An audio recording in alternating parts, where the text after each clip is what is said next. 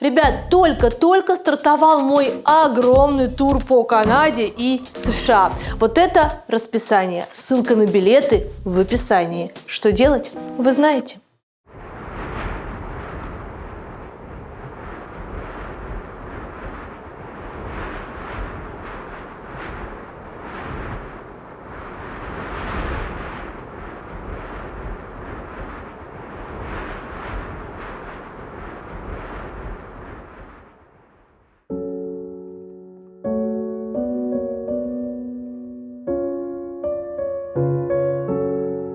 Публика дура часто, особенно публика в соцсетях. Очень часто приходят угрозы, я их предпочитаю считать розыгрышами. Ультрапатриархальная страна. Можно продать девственность, секса у него не будет. Ну, это чиновники какого уровня? Администрация президента. В деле их фамилии есть. Я хотела уехать в Мариуполь. Я подумала, ну вот и все. Вы вообще вряд ли вернетесь. Особенно, если это рядовой солдат. Никто про вас больше не напишет. Олеся, ты один из самых известных российских репортеров, который, с одной стороны, обласкан премиями и популярностью, а с другой – хейтом и претензиями. Это да. И ты один из самых успешных журналистов, который после 22 года умудряется освещать ситуацию, которая в России, будучи физически не в России, но решив оставить вот это зоной своих интересов. О твоей работе, о хейте, о премиях и о том, как ты себе представляешь дальнейшую репортерскую деятельность, я бы хотела поговорить. Давай. Готова? Да. Скажи, Гордеевой, скажи.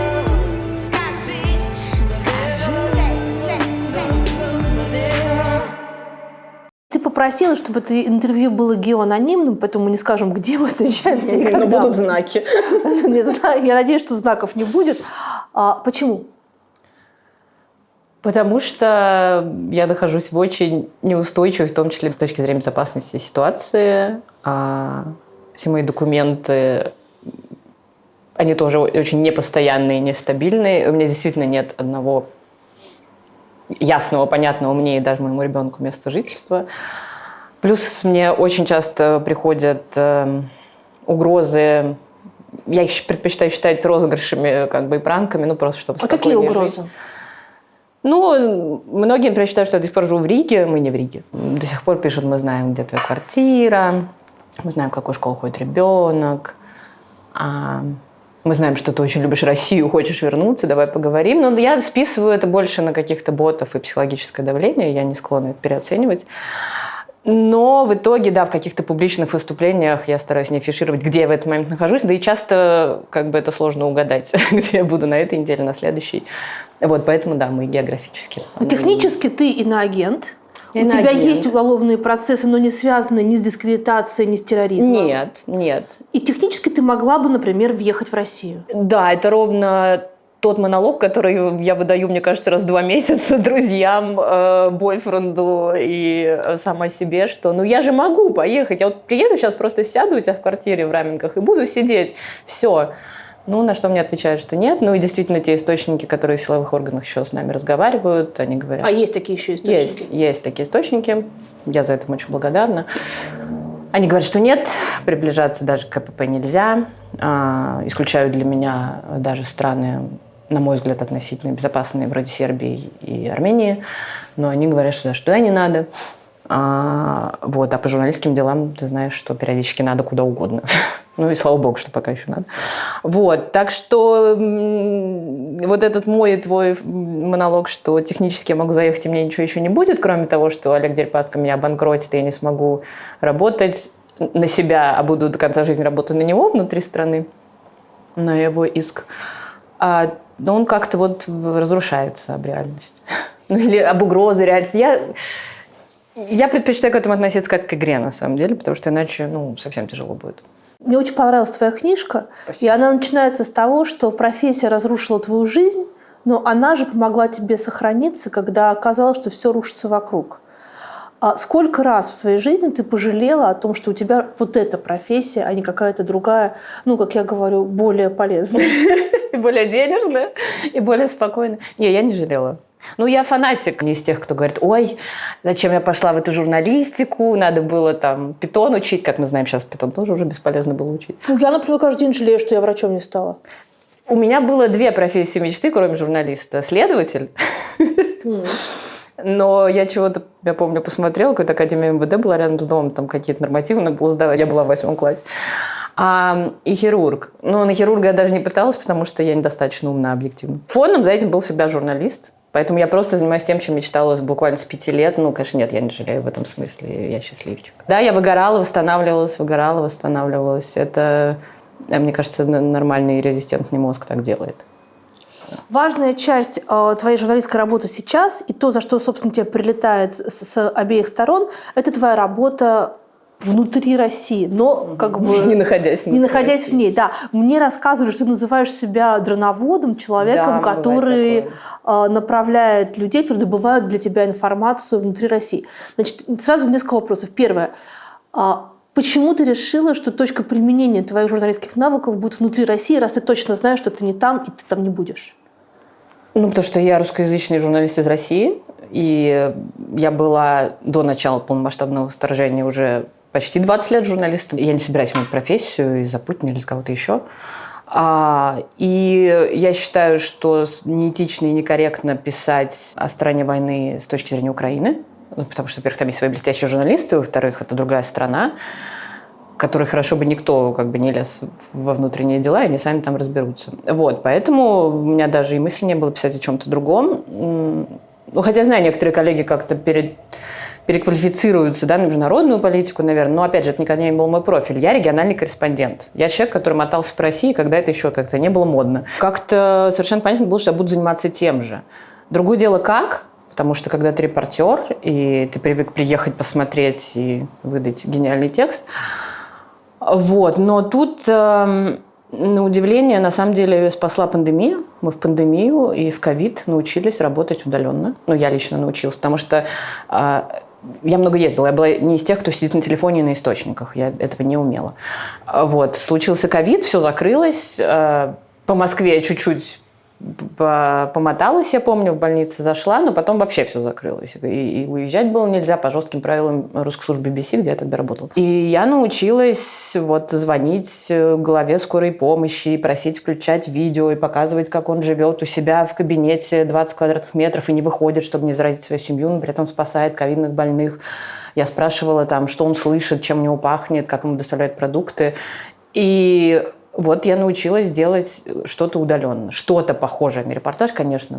Но у этого есть очень большой риск. Это все очень субъективно с точки зрения героя. Ты не можешь это проверить. Конечно. То есть это такой репортаж с очень большой натяжкой. И это текст, в котором зашкаливающее количество отсылок по его словам. Он вспоминает, он говорит, мы видим на видео. Все то, что в нормальном репортаже этого у меня не было, конечно. А дальше мы переходим уже в 22 год, то есть в зону риска, когда ты начинаешь смотреть на войну, ну, в общем, глазами российских контрактников, военнослужащих, мобилизованных. Да. И там дальше не только субъективация, но еще и риски. Риски тех людей, которые с тобой работают. Как раз я вот, наверное, хочу пояснить, как раз с военными я разговариваю всегда только напрямую, и ни в коем случае никогда ни один мой фиксер не пойдет к военному, но если он сам прям там уже с ними не работает. Я разделила свою работу так, что за все темы про российскую армию отвечаю я сама. Я ищу героев, я с ними списываюсь, созваниваюсь, долго убеждаю, что я там не украинский мошенник и не их начальник под маскировкой. А как ты их убеждаешь? На самом деле честностью работает. Причем это интересно, что если в 22 году, когда мы звонили, я еще была на BBC, и мы писали, звонили и получали полный блок, то с каждым годом это становится на самом деле легче. И сейчас я им сразу говорю, что я инагент, и говорю, никто про вас больше не напишет. Никто про вас больше не напишет, потому что мне уже все равно, а внутри ваши проблемы никого, как вы знаете, не волнуют. И они знают это. А ты считаешь, что ты пишешь, чтобы решить их проблемы? Нет, я считаю, что у каждого человека, который дает интервью, есть цель. Так же, как у меня сейчас, например, да. И... Скажи сразу, какая у тебя цель? Ну, как это повысить цитируемость? Что ж. И у них есть цель рассказать о том, что их там не устраивает, что их обнуляют, что их обкрадывают, что их грабят, вымогают у них деньги, и что, ой, оказалось, российское государство их в чем-то наебало, надо же.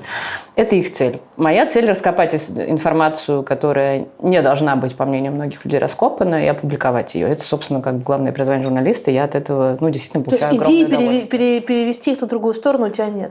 А в смысле, в украинскую армию? Нет. Другая страна – это что?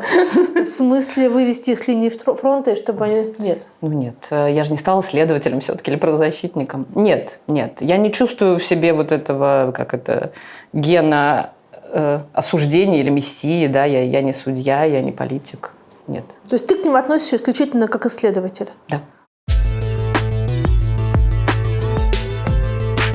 В мировом рейтинге свободы интернета Россия уже вплотную приблизилась к Северной Корее, разделив с ней последние 2 места. Слухи ходят один страшнее другого, что власти планируют ввести плату за VPN-трафик, а компания из белого списка обяжет устанавливать шпионские методики отслеживания VPN в свои приложения, чтобы эффективнее обнаруживать и блокировать VPN-сервисы. Но все это еще не означает, что VPN перестанет работать. Надо просто подобрать надежный сервис. Я рекомендую сервис, которым я пользуюсь сама, когда мне нужен VPN – Blan VPN. Новые ограничения для них – это просто очередной вызов, с которыми они успешно справляются уже 8 лет, внедряя технологии обхода новых блокировок одними из первых на рынке. Blan VPN станет надежным решением для преодоления любых ограничений. Подключение к VPN выполняется в один клик в собственном приложении для iOS, macOS или Android. Скорость подключения до 10 гигабит в секунду с полным безлимитом как на количество устройств, так и на трафик. Blan VPN полностью анонимен. Никто, даже сотрудники Blan VPN, не знают, какие сайты вы посещаете, что смотрите и где находитесь. Важно! Blan VPN дает 30 дней на то, чтобы попробовать сервис. Не нужно покупать кота в мешке. Если вам что-то не понравится, компания вернет деньги. Оплатить подписку можно российскими картами или криптовалютой. А на любые вопросы, например, как настроить обход белых списков или как поставить VPN на роутер, ответит служба поддержки, которая работает 24/7. Переходите по QR-коду на экране или ссылке в описании к этому видео и устанавливайте Blan VPN. В ссылку уже встроен промокод Гордеева, который даст скидку до 66% и 30 дней гарантии на возврат средств. Следующий вопрос верификации, потому что там любой журналист так или иначе с этой темой сталкивающийся, получает огромное количество запросов. Напишите про меня, расскажите про меня, а вот мое видео, а вот мои документы. И много, не все, но много из этих случаев это фейк. Да. Тут я благодарна очень фактчекерам издания «Верстка», где в основном выходят мои тексты про военных, потому что это чудовищные люди, которых я порой просто не могу слышать и видеть в своем телеграме, но они делают просто очень большую работу. Они все находятся по другую сторону границ, не в России. Я думаю, да. Они ногами не могут прийти и проверить, что этот человек есть, он существует. Нет, фактчекеры не проверяют ногами никогда. Ни в одном издании, там, Нью-Йорк Таймс тоже нет таких фактчекеров, которые летят в командировку и проверяют за их автором. Но тут, видишь, такая ситуация, никто не видел этого человека вживую, получается. Да? Но там есть протоколы.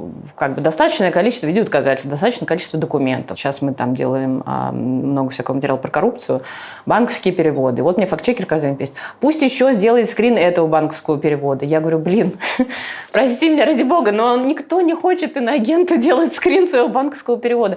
Я сначала так говорю, а потом иду прошу, и некоторые делают. То есть важная очень роль фактчекера, что она пушит меня как автора еще больше запушить героя, да, где я бы, наверное, сама уже остановилась и сказала: все, мне хватит. Он прислал мне все свои военные документы, он там 6 часов со мной провел по 3 раза, рассказывая весь свой путь, допустим, да, если это дезертир. Я вижу контакты его мамы, я вижу его там в базах. Мне нормально? Фактчекер в этот момент тебе скажет: нет, вообще не нормально. Или убираем куски. И огромное количество материала, конечно, не публикуется. Огромное количество. Самый громкий из тех, что опубликован материал про обнуление. Я бы поспорила. Поспорь. Нет, во-первых, материал про обнуление не совсем мой. Его сделала большая команда «Верстки», и я там отвечала в первую очередь за сбор текста. А сама база, ее больше делали коллеги, больше участвовали. У меня там, по-моему, 3 подтвержденных.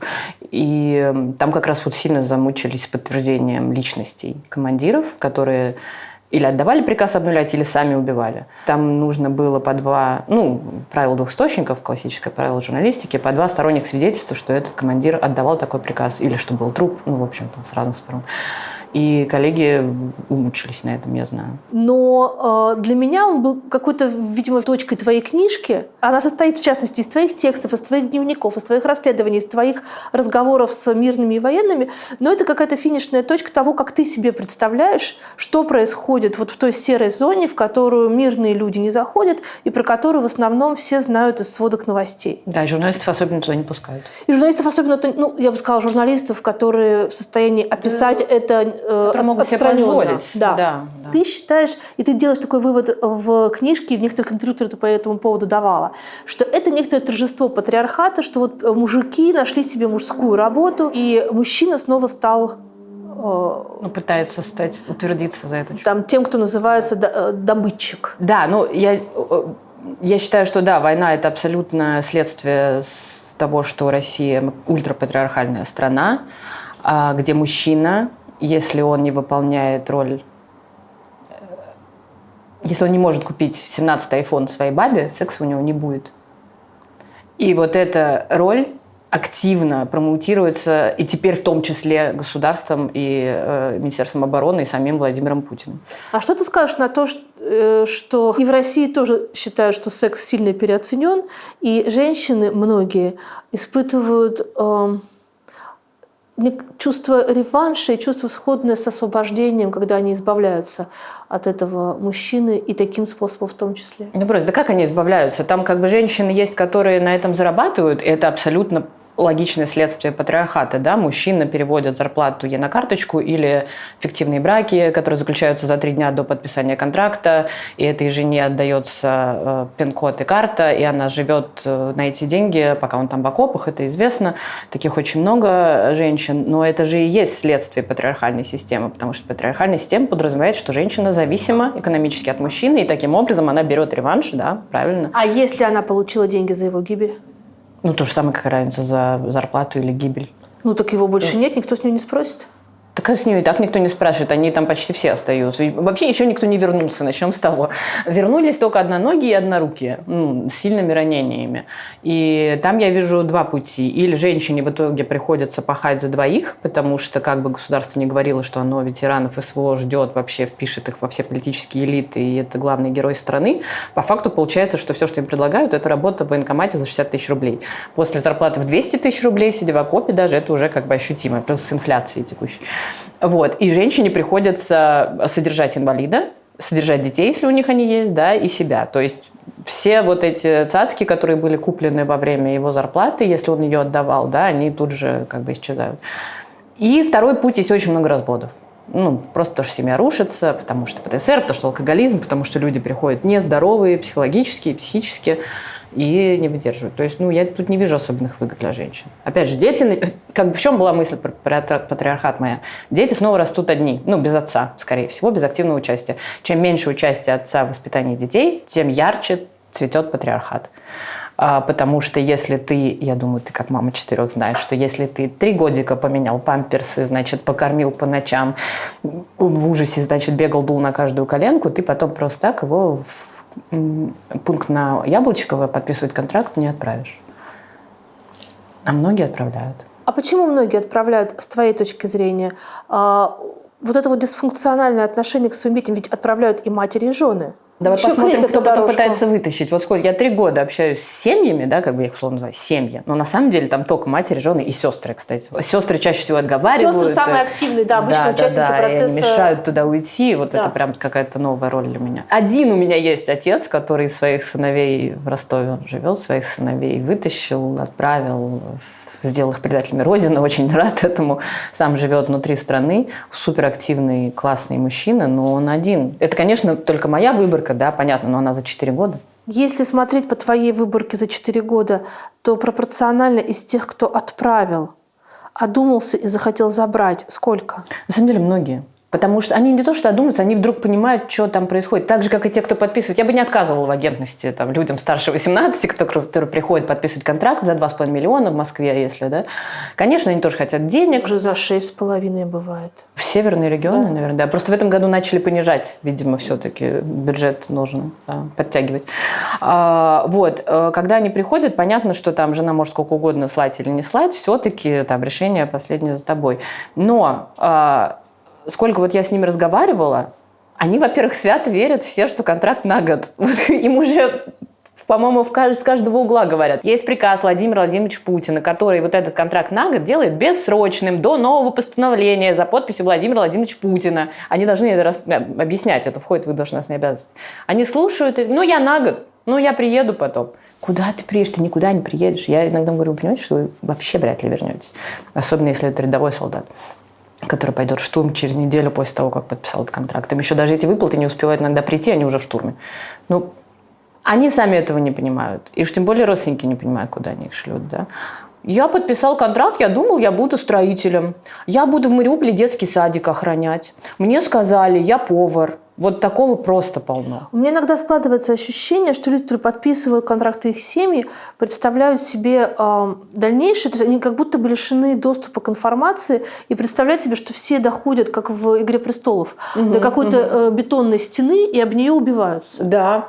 И там нет как будто бы другой стороны. То есть им не предстоит ни убить, ни быть убитыми. Про убить они вообще не думают. А еще они не думают про то, что это война дронов. Хотя тоже вроде из каждого угла, и даже военкоры все про государственные тоже про это пишут. Это как бы метод ведения войны, но ты же как бы убиваешь людей, вот там это в другой длинная стороне. Цепочка, кнопка, дрон, там что-то выстрелило. Про это вообще мало кто думает. Но, то есть, если они думают про то, что их убьют, например, да, они представляют себе там прямую атаку, да, или прямое столкновение с противником, так тоже почти не бывает. Их тоже убьют тем же самым дроном. И вот это как бы вообще за гранью понимания. Я думаю, это такая осознанная слепота, вот осознанное нежелание видеть, на что они подписываются, очень, то есть защита мозга. То есть они действительно не представляют себе, что они приходят в другую страну убивать других людей?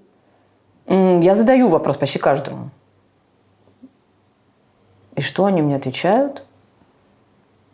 Они про это не думали. Они даже не против этого вопроса. То есть они говорят, что ты мне тут это... Есть, конечно, ультрапатриоты, которые повторяют какие-то темники. Но это не патриот, это я. А вот они, это как бы такие люди, которые повторяют темники пропаганды, скорее чтобы я уже отстала. Иначе бы на нас напали, мы защищаем своих детей, я защищаю свою жену. Такое есть. Но на самом деле за эти 4 года я сделала вывод, что пропаганда на самом деле не работает.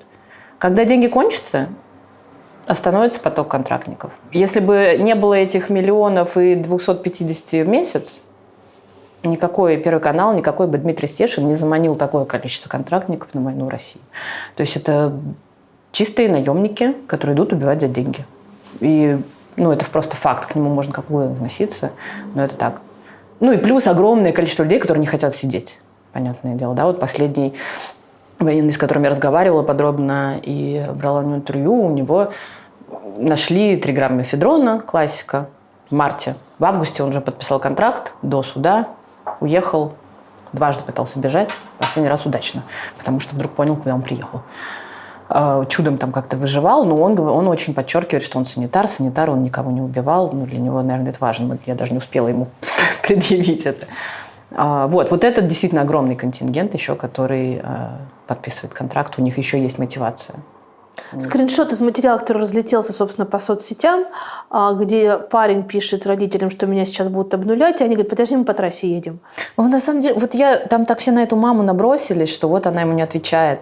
Эта мама в итоге взяла кредит в банке на свое имя, отдала его командирам, перевела через подставных лиц, поэтому эта история не вошла в текст. Факт-чек не прошла бы. Но потом, вот сейчас я уже знаю, я с ней разговаривала, я знаю больше деталей. Она взяла кредит в банке, отдала командирам, сына отпустили в госпиталь, и потом его комиссовали. Он выжил. И он не на СВО сейчас. Но она сама слегла в больницу после этого и долго лечилась. И сердце, и психика. Когда он ей пишет, мне срочно нужны деньги, мам, И она отвечает: да подожди, мы им по трассе. Это, не знаю, это настолько, по-моему, понятный ответ родителя постарше, который вот с телефоном не как прям мы сидим все время в нем. Она говорит: подожди, сейчас мы доедем, вот мы тут на трассе, связи нет, отец за рулем. А зачем вы его опубликовали? Ну, потому что это доказательство того, что его обнуляют. Это доказательство вымогательства. Это как раз почему-то все прицепились к ответу про трассу. Что он выглядел как Нет, демонстрация равнодушия абсолютно. Конечно, нет. Это публика дура часто. И ничего с ним не поделаешь, особенно публика в соцсетях. Он был опубликован, потому что там есть отчаяние человека, которого грозят убить, если за него кто-то не заплатит. И это отчаяние очень хорошо ощущается в слове «мам». Вот, он для этого был. Кстати, я хочу подчеркнуть, Верстка не публиковала этот скриншот, потому что на тот момент не был проверен. Это просто я повесила в своих соцсетях. Поэтому тебя и спрашиваю. Ты просто сказала «вы». Я думаю, чтобы никому еще не прилетело, кроме меня, все вопросы ко мне. А пожалела ты потом, что опубликовала? Нет. Понятно, сколько людей обнуляют в серой зоне? Нет, цифр реальных никаких нет. Мне кажется, очень много. Я знаю точно, где это не происходит. Это не происходит у десантников, у спецназовцев. Вот если это профессиональные, элитные так называемые войска, там действительно есть дисциплина, там и коррупции поменьше. Вот там этого нет. Если это части, где основное направление деятельности – это мясной штурм, и командиры там 25 лет, 24 года, которые сами пришли, и это как бы новая поросль командиров, что называется. Они сами пришли, отсидев за грабеж там, или какой-то разбой, и вот дослужились, потому что огромное количество потерь, дослужились до командира в таком молодом возрасте. Вот там это происходит повсеместно, и главный двигатель – это тоже, опять же, деньги. То есть туда идут за деньги, а внутри убивают своих за деньги. То есть вот эта огромная серая экономика, вот эти зарплаты миноборонские, они в итоге остаются внутри, то есть они никак не приходят. Ну, есть небольшой процент тех, кто успевает там взять ипотеку, да, тем, кто женам там отдает. Вот эти деньги возвращаются в экономику страны. Но большая часть этих денег, она уходит на взятки, вымогательства и попытки выжить. А если что-то осталось, то на увалы, так называемые, в которых деньги тратятся на наркотики, алкоголь и женщин, которые продают свой секс. Опять же, да, мы еще раз закругляемся в эту серую экономику. Вообще считаю, что эти оккупированные территории – это такое Сомали, в котором вообще никто не понимает, что происходит с точки зрения экономических, финансовых процессов. Все за наличку, какие-то серые схемы перевода, отследить все это невозможно, и там свой чудесный новый мир. Какие могут быть причины обнуления? Я прям вот просто с примерами буду. Получил ранение, отлежал в госпитале, за ранение платят деньги, тоже 2,5 миллиона, если не ошибаюсь, на 25-й год было. Купил машину, приехал, командир говорит: отдай мне машину. Ты не отдал, тебя обнулили. Это история Андрея Быкова. Она подтверждена полностью. Ты платил до этого 100 тысяч в месяц, чтобы быть на ЛБС, линии боевого соприкосновения, но не ходить в штурм. То есть ты работал более-менее. А сколько стоит не ходить в штурм? Ну вот, есть подписка. Как мне последний герой сказал, это как на Яндекс.Музыку. 100 тысяч в месяц. А ты можешь не ходить в штурм. Представляете, сколько человек зарабатывает, который собирает эти деньги? Командиру они платят. Да, очень часто через третьих лиц, иногда напрямую, что меня тоже поражает. Даже если у тебя таких 20 человек, по 100 тысяч ежемесячно. Это бешеные деньги. Их очень сложно вывести. Я бы, конечно, хотела говорить с этими командирами, как бы, куда они их девают. Их невозможно как бы, перекинуть. Там, финмониторинг, по идее, должен прийти и спросить, что это, да? Но почему-то никто не приходит, и даже очень многие военные жалуются на эти вымогательства. Они пишут в военную прокуратуру, они не очень уже боятся, они пишут. И приезжают следователи, иногда приезжает ФСБ, но как бы это ничем не заканчивается. И как нам говорили в военной прокуратуре, что пока эти люди, вымогатели, обнулители на ЛБС, никто с ними разбираться не будет. Когда вернутся, если вернутся, тогда, может быть, какие-то уголовные дела, какое-то следствие, но сейчас и это как бы их никто не трогает. Они чувствуют себя абсолютно неприкасаемыми. Так, абонемент, значит, абонемент на 100 в месяц, да, чтобы на штурм не ходить. Отпуск можно купить. Подожди, мы не про обнуление, мы не про вымогательство. Значит, отказался добивать товарища, который отказался платить. То есть отказался участвовать в обнулении. Вот у меня был такой герой, дезертир, он убежал, слава для него Богу. Там 2 человека отказались платить, ему сказали их взять, увезти под деревню, под село Загрызово, значит, и там оставить. Это мертвая зона, где, как он описывает, лежат просто там 3 слоями трупы российских солдат. Только дрон летает, там не выживает никто. И как бы приказ отвезти туда 2 солдат, он равнозначен тому, что они там, обнулить. Но просто силами противника. Это одна из самых распространенных практик, когда вообще как бы ты чист. Ты просто их суешь под дроны ВСУ, все, как бы они погибли при выполнении боевого задания. Вот. И он дал ему бежать, этот парень, который их туда вез, он просто остановился за сигаретами, вышел из машины и дал ему бежать. После чего его тоже послали в такой же мясной штурм, и он смог выжить. И убежал окончательно уже с СВО после этого. Но в основном все крутится вокруг денег. Тут не доплатил, тут отказался, тут не скинулся. Начал возмущаться поборами, это тоже достаточно. Плюс есть просто командиры-садисты, таких как бы не очень много все-таки, насколько я понимаю, которым просто нравится... эта животная власть, да, могу сделать так, чтобы жить, могу сделать так, что ты умрешь. Последние военные рассказывали, что вот у них такой был. Он говорил, я 12 бригад похоронил, вы 13, а мне уже все равно. Быстрее умрете, я быстрее в отпуск поеду. То есть это какая-то психопатия, наверное, уже. Хотя, там я же не говорила с ним сама, да, это только со слов солдат. Вот. Один вопиющий, но я тут не хотела бы, наверное, в желтизну уходить, это не доказано. Вопиющий, элемент, что некоторые делают ставки в комнате, не в комнате, а в расположении, где сидят дроноводы российские. Туда приходят командиры и могут делать ставки. Кто из посланных ими в штурм дойдет до закрепа, так называемого, а кто умрет. А если он раненый, то можно его отдать приказ его добить, например. И такое тоже происходит. И дроноводы часто отказываются. То есть это такой... Я так понимаю, что это такие командиры, как у Островского самодуры помещики были. То есть если к нему подойдут вовремя, они все время пьяные еще. Это алкоголь постоянно, они все время пьют. И если к нему подойдут, заместители какие-то уведут его, этого не произойдет. Если его вовремя никто не остановит, надо выполнять приказ. Кто-то оказывается, кто-то нет. Я правильно понимаю, что твое нынешнее расследование о коррупции в российской армии – это прямое следствие твоей работы над материалом про обнуление, потому что все так или иначе крутится вокруг денег? Да, на самом деле по коррупции писали многие коллеги, не только Верстка, но тут как-то набралось уже, просто историй, и мы решили, что надо, наверное, их собрать. В чем главный стержень коррупции на фронте? То есть это коррупция, которая касается Москвы, или это локальная коррупция исключительно в серой зоне? Тут у меня нет никаких доказательств. Родственники все считают, что вот таких командиров, самых главных коррупционеров, покрывают кто-то Минобороны, что туда идет часть, туда идет доля. Разумеется, так говорят все жены и матери. Но никаких доказательств у меня этого нет, поэтому я не удивлюсь, если это просто такая животная экономика внутри. Хотя суммы, конечно, если так прикинуть, зашкаливают, и, наверное, кто-то с этого должен еще получать. Про отпуск ты не говорила, но я знаю, что 1 миллион стоит, да, в отпуск сходить? По-разному. Если ты в тылу, то есть отпуск – это такое больное, когда военные приходят ко мне и говорят, ой, я знаю, вы пишете про проблемы военных, напишите, что нас в отпуск не отпускают. А я там с обнулениями сижу, думаю, сейчас напишу, что тебя в отпуск не отпускают. По-разному. Из тыла это 5000 в сутки, например. И там такая есть интересная деталь, что минимум 5 дней. То есть, знаешь, как каникулы в отеле. Вот минимум на 5 дней букинг, 5000 в сутки, тогда уезжай. То есть, вроде как не так дорого. Нет, я с первой линии. Да, если с ЛБС, то вообще все разные называют. Я так понимаю, сами эти командиры еще смотрят вообще на благосостояние солдат. Если кто подписывал в Москве, например, контракт, они, очевидно, предполагают, что у них больше денег, потому что и выплата была, и, может, они сами какие-то там полустоличные штучки, они просят больше.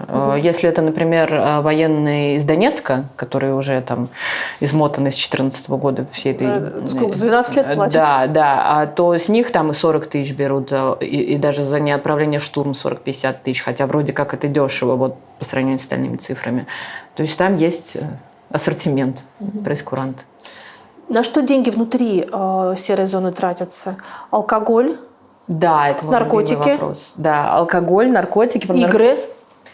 Игры в телефоне у всех. И есть штука, что лудоманы, люди, которые страдают игровой зависимостью, действительно подписывают контракты, чтобы попытаться от нее вылечиться, как такой экстремальный рехаб. Но в итоге... Я так долго работаю, что у меня некоторые герои, они из одной жизни переходят в другую. Я прописала про лудоманию много лет назад в «Коммерсанте». У меня был герой-следователь, очень крутой исследователь, который просто всю свою жизнь проигрывал на ставки букмекерские. Это были времена, когда еще закрывали казино и залы игровых автоматов. Вот он мог днем идти закрывать зал игровых автоматов у себя в городе, он из Сибири, а вечером сидеть и на компьютере ставить свои ставки, значит, букмекеров и прочего. И он очень долго пытался вылечиться, дал мне тогда большое интересное интервью. И тут в 23-м году он у меня появляется в телефоне. Я сама ему написала, как у тебя дела. А он пишет, а я на СВО. Я говорю, что ты там делаешь? Ну, я решил, что вот я лучше, чем в деревне, переломал. Он периодически раз в полгода уезжал в деревню без телефона и без связи и пытался так вылечиться от игромании. Вот он решил, что поедет на СВО, и там лучше, чем в деревне. Я говорю, ну и что? Он говорит, тут такой адреналин, тут каждый день могут убить. Я не играю уже полгода. Я говорю, ну класс. А дальше что? Он такой, сейчас пытаюсь перевестись. Я говорю, куда? В тыл. Я говорю, почему же? Что не так? Он такой, ну нет, надо перевестись. В общем, я связалась с ним потом через месяц, и оказалось, что он играет в... Это называется тапать на телефоне. Ну, то есть буквально, чтобы клубнички выпали в ряд 3 подряд. То есть все вернулось. Ну, там есть связь, там есть там зарплата.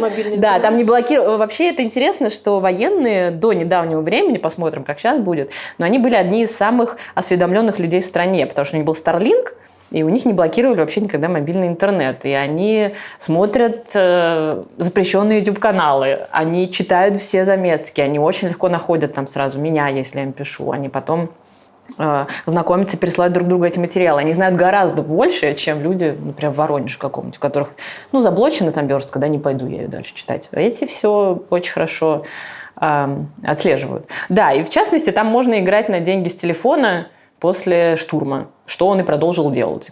Собственно, зарплата приходит, это к вопросу, куда уходят деньги. Ну и плюс секс-работницы. Огромный рынок секс-услуг, который переметнулся даже из Красной Поляны, которая была таким центром оказания секс-услуг Москвы и Питера.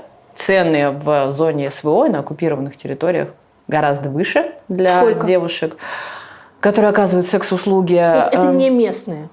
Очень многие приехали. Местные тоже есть, но местные... Их мало, во-первых. Во-вторых, туда действительно приехали девушки из Москвы и Питера. Те, которые работали в Москве, Питере, Ясной Поляне. Родом они могут быть откуда угодно. И это ценник, как говорят военные, вообще не московский. То есть, насколько я помню, это там больше 10 тысяч в час. Это почасовая оплата. Можно купить сутки тогда еще дороже. Это действительно дорого. Вот. И туда военные очень много сливают денег. Очень охотно говорили, кстати. Военные очень злились на женщин. Секс-работницы злились на военных. Одна из немногих тем, где на интервью не приходилось вообще уговаривать. То есть я когда просто говорила о проституции, и просто лилось из людей. Никто раньше не спрашивал, видимо. Есть один материал, который... тобой был написан, если не ошибаюсь, когда ты еще работала на BBC, но материал этот так и не вышел. Этот материал, касающийся Мариуполя. Он вышел, просто в сильно урезанном виде. А почему он был урезан?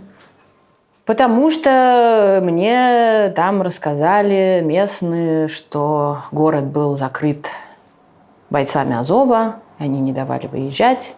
Были якобы какие-то КПП, где даже стреляли по машинам гражданских. Но редакторы BBC счли это недостаточно доказанным куском и вырезали. Я потом прикидывала, чтобы было с фактчеком верстки. Я думаю, кстати, может быть, и тоже бы вырезали. Нет, вернее, они бы мне сказали, иди и докажи еще больше. Или частично оставили. В общем, это пыталась этот материал продать другим иностранным изданиям? Я не могла. Когда ты работаешь на BBC, ты раб. Ты должен жить по месту того, где зарегистрирован офис, служба языковая, и ты не можешь писать другие издания. Ты боролась за эту часть текста? Да. Почему тебе казалось, что она важна? Потому что мне рассказывали это сами роженицы, которые в день буквально удара по роддому кто-то сына, кто-то дочку родил, они украинки, они бежали. Им нет никаких резонов оправдывать или защищать российскую агрессию. И для них это... то есть это был самый главный вопрос. Почему вы остались рожать в городе, в который пришла брать армия противника? Он логичный вопрос. И перед тем, как описывать, как они там рожали и выживали в подвалах, я спрашивала, а почему не уехали? Там у кого-то дата была за 2 недели. Была возможность выехать, по идее. А с какого числа, по твоим сведениям, город был закрыт? Это было буквально на 3-4 дня, как они рассказывали, это вот начало марта. Сам удар 9-го случился, и те роженицы, которые со мной говорили, они, значит, находились в этом роддоме уже где-то плюс-минус неделю. Вот выехать не могли. Мы тогда запрашивали, коллеги мои мне помогали, мы запрашивали у ВСУ комментарий по поводу того, было, не было. Закрытие города. Да. И ответ пришел такой, что Азов на тот момент не входил в официальную структуру ВСУ, поэтому никакие его действия комментировать ВСУ не может. Ну, Азов и не мог сам по себе издать указ о закрытии или открытии. Не, ну они могли физически это сделать, это физически, профессиональные военные. Такие приказания отдают все-таки руководству города? Я не думаю, что тогда с мэром города кто-то считался. Ну, Азов, очевидно, структура сильнее, чем мэр Мариуполя. Что такое закрытие? Это когда люди встали на блокпостах, угрожающе выглядели, сказали, идите обратно в дома, сейчас мы тут все порешаем. То есть вот так они говорили. Меня там не было, я не берусь судить, как было на самом деле. История с твоим днем увольнения в Риге. Когда в кафе, где ты была, бросили что-то, что взорвалось. Учебную гранату. Там суд прошел, это была учебная граната. Да. Но латвийские власти говорят, что это не связано с твоей профессиональной деятельностью, а связано с какими-то личными обидами. Это просто история, которая... Давай по порядку. Значит, ты увольняешься с BBC, да, и все-таки причина текст про Мариуполь. Нет, Мариуполь-то вышел, мне кажется, летом, а уволилась я в декабре. Причина была, что нам стало тесно друг с другом. Я не корпоративный человек, это правда. И пока я была в Москве, я какие-то корпоративные штуки могла игнорировать, потому что я ездила в бесконечные командировки, я привозила хорошие истории, в принципе, мы были друг с другом довольны. Когда корпорация запирает тебя в ограниченном пространстве и жестко требует соблюдать все ее правила, у меня не получилось. Я думаю, что облегчение испытали все стороны процесса. Я рассталась на очень хорошей ноте, то есть мы ни с кем не ругались. И я позвала коллег отпраздновать мое увольнение. Коллеги очень милые, поэтому некоторые спрашивали, а тебя поздравлять или сочувствовать? Потому что, конечно, увольняться в 23-м году никуда. А ты в никуда увольнялась? У меня было, по-моему, уже предложение отверстки, но в никуда имеется в виду, что документы обеспечивала корпорация, какую-то всю стабильность обеспечивала корпорация. Я стала буквально фрилансером и попозже репортером в стартапе. Это почти в никуда для очень многих, плюс я мама. И это там ответственность другая. Я говорю, коллеги, приходите, отпразднуем увольнение. Это был чуть ли не канун Рождества. Мы сели болтать, выпивать. Там была вся русская служба BBC и еще какие-то журналисты знакомые. И да, в какой-то момент в дверь открылась, зашел мужчина в капюшоне, огляделся и бросил... На строе стоял у барной стойки, нам под ноги, мне под ноги, так получилось, что мне под ноги какой-то предмет. Он завертелся, зашипел, повалил дым. Я подумала, и все, подумала. А я, к сожалению, хотя я вроде как журналист, и у меня должна быть в стрессе реакция «бей» или «беги», а у меня реакция «замри». Вот я это и раньше видела там какие-то на дороге, когда какие-то аварийные ситуации, я просто замораживаюсь. Мне очень обидно, я бы хотела иметь реакцию «бей». Я так смотрю, она крутится, шипит. Я думаю, все. Потом я вспоминаю, что я недавно совершенно проходила тренинг по hostile environment. Это работа в опасных ситуациях. Там теракты, если война, какие-то точки горячие. И там рассказывали, что если снаряд залетает, надо за любое укрытие. И я так смотрю, вот же барная стойка, наверное, я должна через нее перемахнуть и там где-то спрятаться. Но я думаю, я же не успею. Это все так длится, как в кино. Это 3 секунды замедленные в вечность. Я подумала, я люблю Аглаечку, у меня была хорошая жизнь. Все пока. То есть я действительно думала, что я умру. Потом мой коллега и друг откинул ее ногой от нас. У него реакция «бей» на стресс, чему я очень завидую. Она взорвалась в углу где-то. И ребята побежали за тем, кто бросил гранату. А я осталась, и я помню, что начала пить виски дальше. Так вот, мы вызвали полицию, началось какое-то расследование. BBC сказала, что staff was off duty, поэтому нас это вообще никак не касается. Полиция сказала, что это разборки рижского ЖКХ. Кто-то не поделил какую-то площадь в Риге между собой. Если кто-то не был в Риге, он, наверное, не знает, что в Риге свободных площадей больше, чем людей. Как бы BBC, это полицейское первое объяснение устроило, они сказали, что все норм. Репортеры без границ, по-моему, сказали, что не норм. Я им за это благодарна. Я сразу это сочла и до сих пор считаю, и стою на этом, что это была угроза не мне лично, а всем журналистам русской службы BBC, или просто всем. Ну, Рига – это журналистский хаб, там живут почти все журналисты, которые были вынуждены покинуть Россию в 2022 году. Вот. Я это написала в Твиттере сразу, что вот, как бы, я считаю это таким жестом устрашения. Потом начался долгий суд, нашли 2 исполнителей, и вот, к сожалению, у меня не было сил освещать этот суд, и я не могла на него ходить, но ходил мой коллега, который как раз отбросил эту гранату. И дело там было так. Там был чат закрытый в Телеграме на 4 человек. 3 из них известны, а 4-й неизвестен. В этом чате они договаривались о том, что зачем-то они кинут гранату вот в этот конкретный бар, вот в это конкретное число. А после того, как они ее кинули, в этот чат было отправлено видео, отчет о проделанной работе, которое человек второй снял из машины. Там один ждал, а другой бросал. В этот чат было отправлено видео. Полицейские, как бы, они, да, получили этот чат, но они не смогли установить личность 4-го человека. Кто же там был, неизвестно. И что он там делал, да, какая у него была роль в этом во всем. Эти молодые люди, которых задержали, они оба латыши, но они очень молодые, без определенного рода занятий. Эти люди на суде выдвинули около 4, что ли, версий, зачем они это сделали. Одна, чтобы впечатлить девушку, 2, потому что было скучно, 3, потому что просто, ну вот так получилось, мы просто купили гранату и просто зафигачили ее. И сняли на видео. Да. В переписке их вскрытой были фразы в духе «Да, мы идем, пора очищать город от этой нечисти». И потом еще один из них, когда уголовное дело все-таки завели, и мы подали заявление, он в чате пересекающих границу, что ли, спрашивал, что будет, если уехать в Россию, имея уголовное дело на территории Латвии. То есть, это тот минимум, который мы узнали из судебных документов. Я им писала, журналисты, я нашла их телефон, и я им писала, говорю, можете со мной встретиться и рассказать мне, что это было. Они мне начали грозить судом, писали, что я их запугиваю, нельзя с ними так разговаривать, в общем, встречаться отказались. Я уже была не в Латвии, поэтому мне было сложно. Но вот и этот приговор был этим летом, решение суда, и их там к чему-то, к штрафу, по-моему, каким-то там 40 суткам ареста приговорили. Но для меня вот эти все материалы дела, они еще больше меня убедили в том, что это, разумеется, был привет от... как это? А вот от кого? Ну, как мне написали несколько админов провластных телеграм-каналов, типа «Привет вам из Москвы».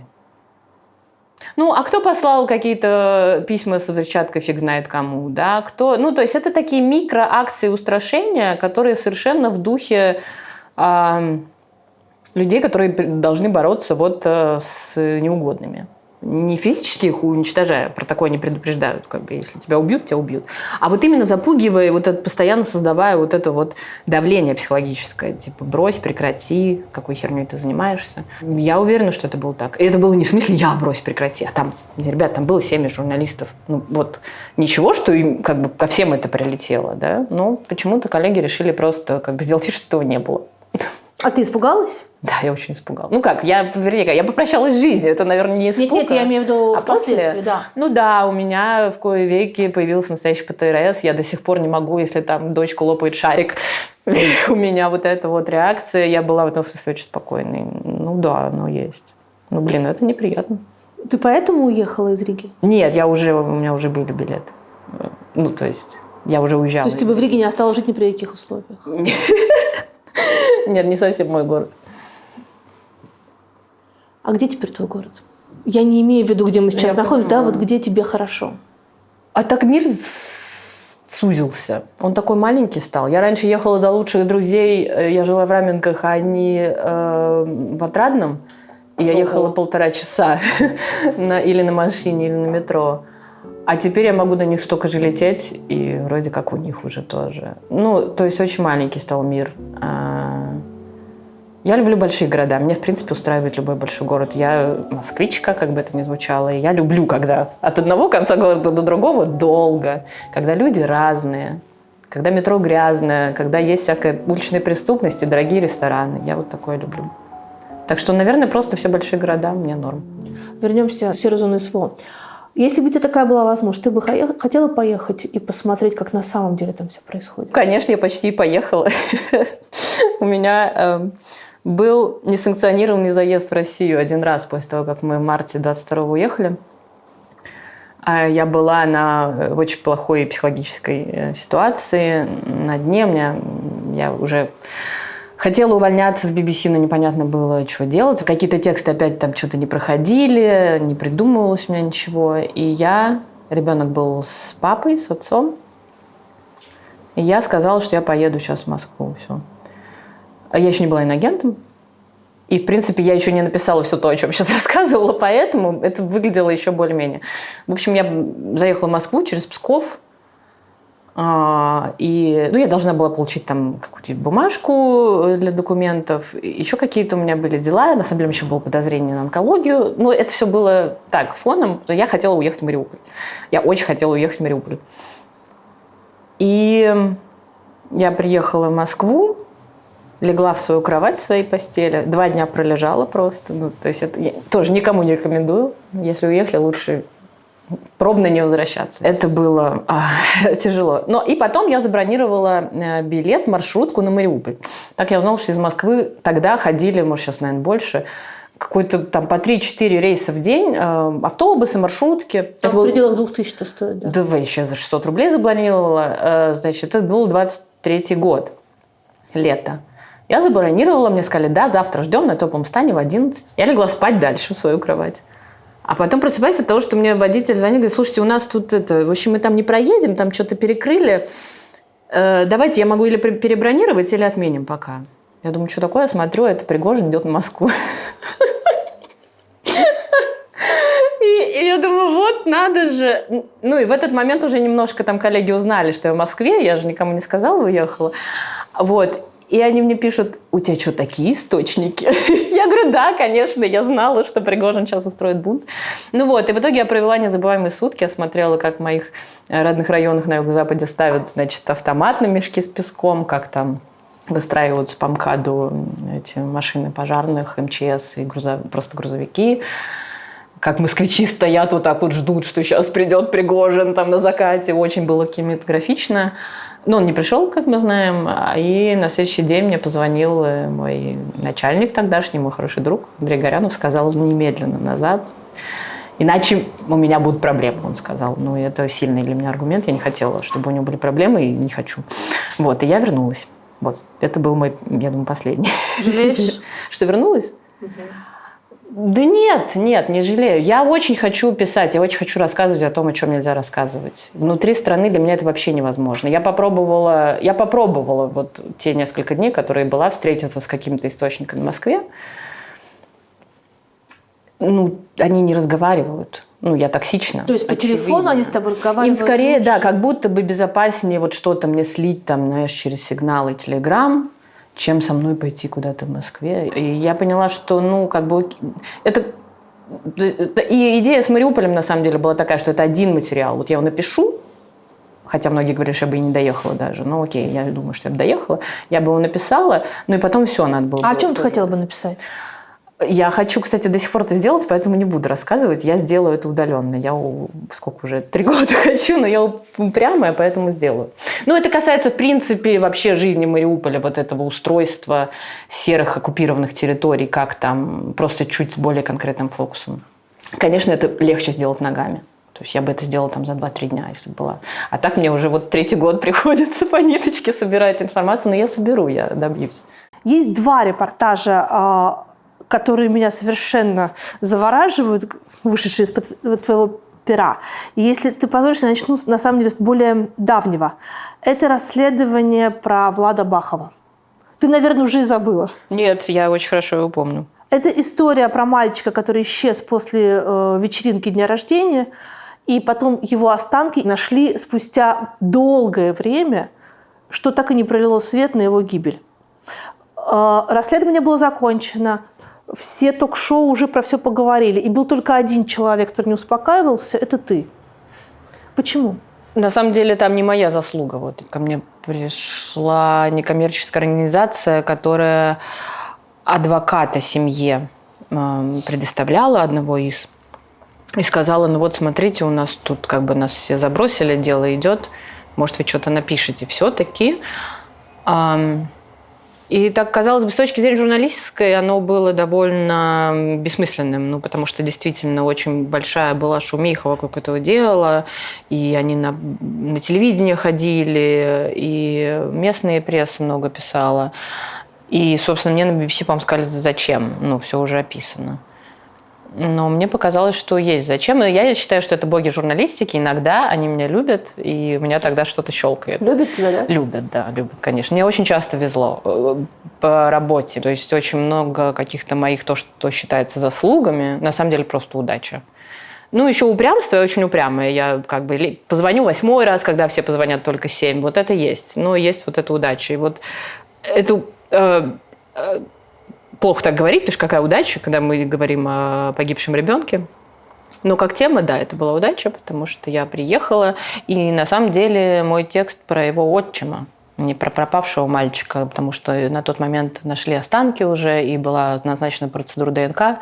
И... А ты веришь, что останки – это его останки, и что до этого их просто не могли найти? Я была в этом лесу, это был март, была вечеринка их с друзьями, он поругался, его, скорее всего, булили, скорее всего, над ним издевались на этой вечеринке. И ты думаешь, что они его убили? Нет, я не думаю, что они его убили. Они точно его довели до того состояния, что он, выпив, или, может быть, там какие-то наркотики были, ему было очень плохо, они над ним издевались очень сильно, и он или убежал от них, чтобы они его не убили, или ушел, потому что ему было плохо. Вот это такой полушалаш в лесу, где подростки собираются. И он ушел в этот мартовский лес. Было очень холодно ночью. И мартовский лес, он без зелени, и там гектары абсолютно одинаковой местности. И когда присылали, его очень хорошо и долго искали, и Лиза Алерт приезжала. И водолазы же там были. Да, там но у водолазов, я так понимаю, что не было каких-то специальных... Ну, они опускались в эти болота, да, никого не нашли. Непонятно, насколько тщательно было. Там смысл в том был, что всю местность сняли с коптера тогда еще. Это, в принципе, было, не так распространено. И это было около, больше 1000 кадров, которые просто, этот человек, который снимал за свой счет, это был волонтер, по-моему, от Лизы Алерт, это отдали следователям. И вот если бы, я, кстати, часто вспоминаю про это дело, потому что если бы тогда нейросетки были на том этапе развития, который сейчас, увидели бы тело? Тело бы нашли. То есть не очень понятно, был он уже жив или мертв, но его бы нашли гораздо быстрее. Просто по распознанию паттернов. А так, этот следователь, которому скинули 1500, что ли, кадров, я верю даже, что он их просмотрел. Я их сама просматривала. И там невозможно... там все время сверху деревья. И только уже спустя год, по-моему, их заново сели пересматривать, и там действительно есть место, где лежат останки, но то есть если ты не будешь над каждой фотографией проводить по полчаса, ты это не найдешь. Там видно, в итоге видно. Даже в штанах лежит там, да. Когда, собственно, через, по-моему, год уже прошел, еще раз отсмотрели эти кадры, так его и нашли. Собственно, они потом пошли в лес по этим координатам, и, да, действительно нашли уже кости. Для меня это история про то, что если у тебя есть власть, полномочия и связи, ты можешь замять приблизительно любое дело в России.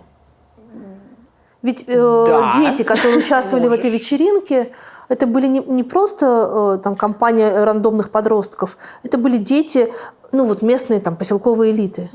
Там был сын полицейского точно, там, по-моему, был ребенок одного из местных городских депутатов. Это были дети из богатых, обеспеченных семей. Смоленск при этом очень бедный город.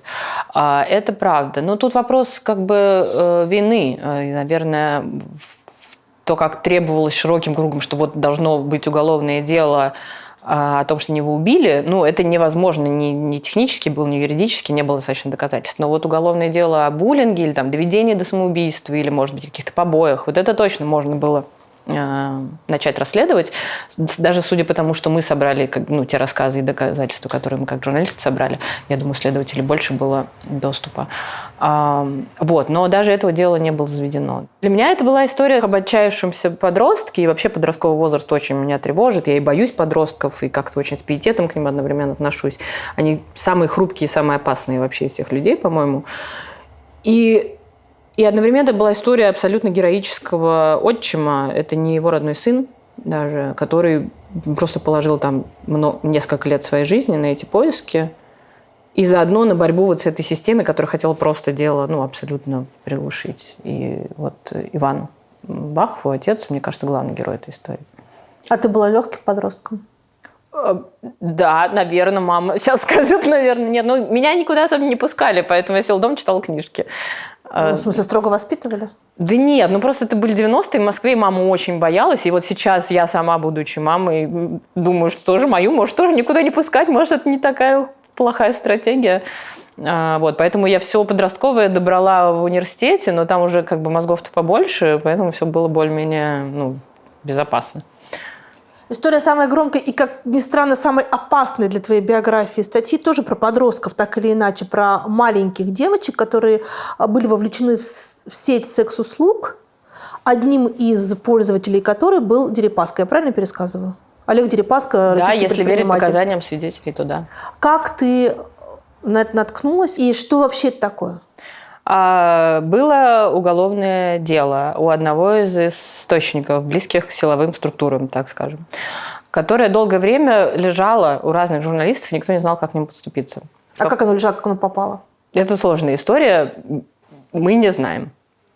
Это дело было вывезено из России в виде сканов из Следственного комитета. И потом оно попало в первую очередь в проект, который связывают с Леонидом Невзлиным, «Можем объяснить», к редактору Максиму Гликину.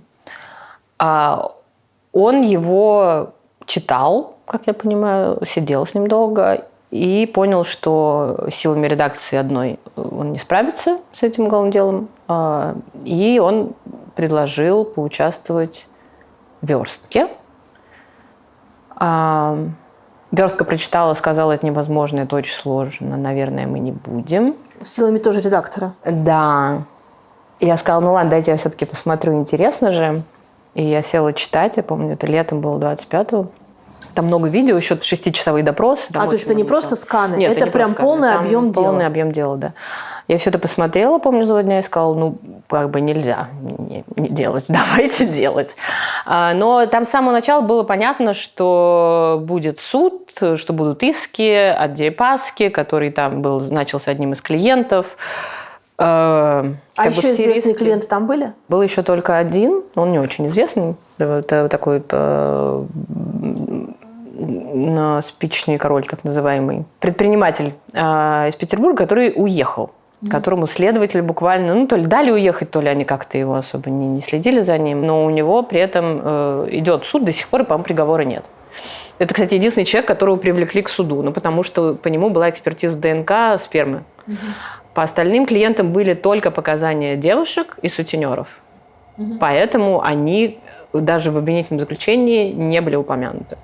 То есть массив уголовного дела, где есть разные фамилии, в том числе Дерипаски, а есть материалы, которые шли в прокуратуру, и там нет никаких фамилий.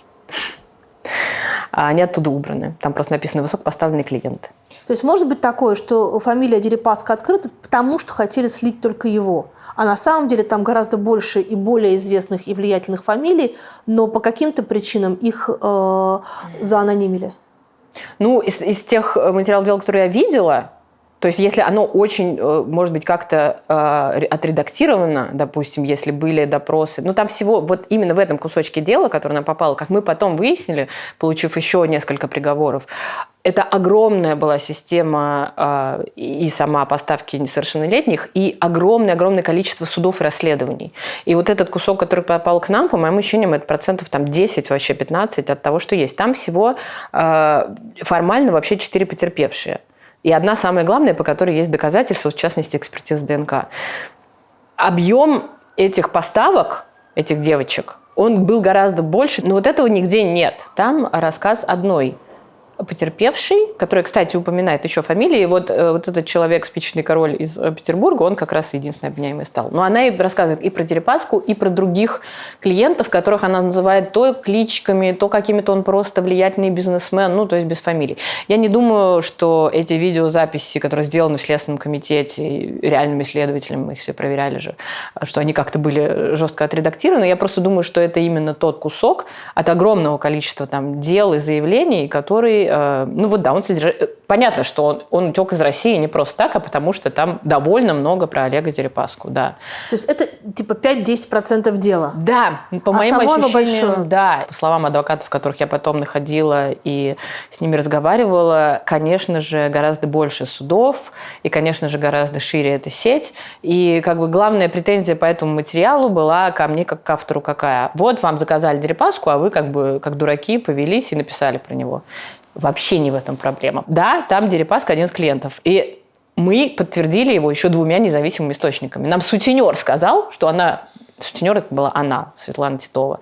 Что она участвовала в организации встречи с этой школьницей Олегой Дерипаски. Сутенер убежал из России, живет между Австрией и Испанией. И ее отказались выдавать. А школьница? Школьница занимается, судя по ее соцсетям, примерно тем же самым. В принципе, хорошо себя чувствует. В России? В России. Но она уже не школьница. Давай начнем с самого начала. Что это за сеть и как они все там оказались? Это скорее стало понятно больше из разговоров с девушками, секс-работницами, которые начинали несовершеннолетними. Это бедные, красивые девочки из малообеспеченных семей в разных городах России, небольших, которые пишут, что если бы их семья зарабатывала на 5 или максимум 50 тысяч рублей в месяц больше, они бы были миллионерами. То есть уровень запроса, вот он такой. 50 тысяч для них это казалось просто бешеные деньги. Они начинают искать какой-то выход из этого дна, как они сами. В деле очень много прослушек девочек, которые разговаривают между собой. И То есть их вели? И в какой-то момент стали слушать, да. Где-то полгода их слушали. Минимум. Опять же, мы не знаем, когда дело началось. Этого ничего нет. Ну и потом я с некоторыми еще и говорила довольно долго сама. Да, они говорят, что бедность, мы смотрим Инстаграм, там машины, там айфоны, чем мы хуже. И очень многие идут сами и ищут. То есть там часто интенции происходят от самой школьницы. И они подходят к своим каким-то одноклассницам, например, которые вдруг стали появляться с дорогими сумками, куда-то летать. Что-то с ними вдруг начало происходить. Они спрашивают, а что? Она говорит, а вот есть такая работа, я могу тебе рассказать. Попробуешь? Она начинает рассказывать, что вот она проводит время с богатыми, обеспеченными мужчинами в Москве, Минске, Питере, Арабские Эмираты. Можно продать девственность, можно выезжать на встречи. Стоит это столько-то. Девственность продать стоит дороже всего, там, начиная от 150 тысяч рублей. Надо понимать, что дороже всего. Надо понимать, что в реальности клиент за девственницу платит там почти 1 миллион. Но эта сетка, сутенер, помощник сутенера, скаут, вот эта девочка сама, бывшая школьница, которая уговорила другую школьницу, они все получают деньги за то, что они приводят девственницу клиенту. Очень часто клиент, мужчина, сам этого не знает. Он думает, что он платит 1 миллион, но этой прекрасной блондинке, которая выглядит уже как совершенно взрослая в его глазах девушка, но она девственница, это же классно, поэтому я дам ей 1 миллион, мы проведем с ней ночь, вообще никто не в обиде, до свидания. Паспорта они не просят обычно, хотя стоило бы. То есть клиент не знает, что девушка несовершеннолетняя? Многие предпочитают не знать. Для них главное, чтобы она была девственницей. Очень, не для всех, но девственница очень ценится. Ой, у меня много теорий на этот счет. Сами девушки говорят, что это очень сильно помогает мужскому эго патриархальному, что я первый завоеватель, вот у нее никого больше до меня не было, вот эта вся херня полная. У меня более сложная теория. Я считаю, что эти высокопоставленные бизнесмены хотят долго жить и пользуются девочками буквально как БАДами, как процедурой какой-то оздоровительной. Я думаю, что секс с девственницей уровень тестостерона повысит. Ну, кстати, может и повысит, но у меня полное ощущение, что это именно какой-то вот один из... Вот Я можно просто много про это капельницу... читала, про то, что они зациклены на этом, но нигде нет никаких вменяемых... Можно и корень женьшеня пить и думать, что он тоже... Как будто полезней. Может быть, но, в общем, там такая идея из того, что я посмотрела, из описания секса, которые девочки давали сами мне на интервью. Речь точно не идет ни о каком чувственном наслаждении. Речь точно не идет о каких-то отношениях эмоциональной вовлеченности. Речь точно не идет в большинстве случаев об исполнении каких-то там секс-фантазий, хотя там есть большой кусок, я про него рассказала. Вот это есть, да, и это интереснее, но там в основном все-таки, слава богу, совершеннолетний. А вот когда хотят девственницу, и логично предположить, что она будет несовершеннолетняя, потому что в современных странах там 19-летняя девственница – это скорее редкость, как они все говорят, хотя никто не измерял, по-моему. Вот. Это выглядит как буквально медицинская процедура, которая длится, 12-13 минут, потом мужчина уходит из комнаты и больше как бы никогда почти не возвращается. Ну, иногда он закажет вторую встречу там, или третью, редко когда. Что это? Мне кажется, это буквально как бы принятие витаминки. Ты сказала, что высокопоставленный. Откуда ты берешь эту информацию? Это то, что рассказывали секс-работницы. Ну, если она из маленького города, из глубинки, как она себе представляет, как выглядит депутат? Нет, Ну, то есть для нее может там, не знаю, администратор магазина или супермаркета выглядит как высокопоставленный мужчина? Нет, ну, во-первых, они описывают локации, где они были. А что это за локации? Это в основном в Москве, башня Москва-Сити. Частные квартиры. Там не высокопоставленные, там просто богатые бизнесмены именно. А существуют еще вечеринки, они называются «Газпром-вечеринка», «Вечеринка правительства». Ну, понятно, что это как бы такие, скорее, названия больше жаргонные, но это значит, что на них будут там или чиновники, или вот будут какие-то менеджеры госкорпораций. Да? Напрямую о чиновниках говорили только две, но я не буду называть фамилии, потому что это не доказано, я не могу. Ну, это чиновники какого уровня? Администрация президента. И в деле их фамилии есть? Нет, в этом деле нет. Это именно из интервью девочек. Да. Есть эта часть с девственницами, которая у меня полное ощущение, что действительно медицинская процедура. А есть вторая часть. Это исполнение каких-то секс-фантазий, которые, видимо, невозможно как-то осуществить в реальных отношениях. И, кстати, вот меня часто спрашивают, сочувствую ли я героям. Я вот в этом тексте, пока его делала, я в какой-то момент начала сочувствовать этим мужикам, которые на самом деле, конечно, отвратительные должны быть, но тут я подумала, господи, они не могут пойти к любимой женщине и рассказать что-то, что их гложет там всю жизнь. Ну вот хочет он, не знаю, сделать какую-то штуку в сексе, и он для этого должен идти к какой-то Светлане Титовой, та должна идти к какому-то Максиму, сутенеру из Ростова, он должен идти к своей там девушке, эта девушка должна идти к скауту, найдут каких-то школьниц, они ему привезут, и вот он прикажет за деньги что-то сделать, хотя это может быть там какой-то банальный анальный секс, например. Я подумала, вообще нет счастья в личной жизни явно у мужиков, но дальше вскрылись еще, конечно, запросы, которые, та часть, которая меня поразила очень сильно. Популярный запрос называется «Мама и дочка», наверное, должен быть какой-то warning контент.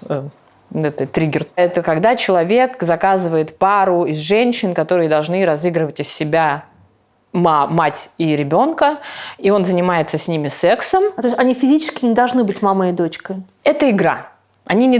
Невозможно найти физически мать. То есть можно. Мне говорили, что бывает и по-настоящему, что мать приезжает с дочерью-подростком, но в большинстве случаев это просто редко такое находится.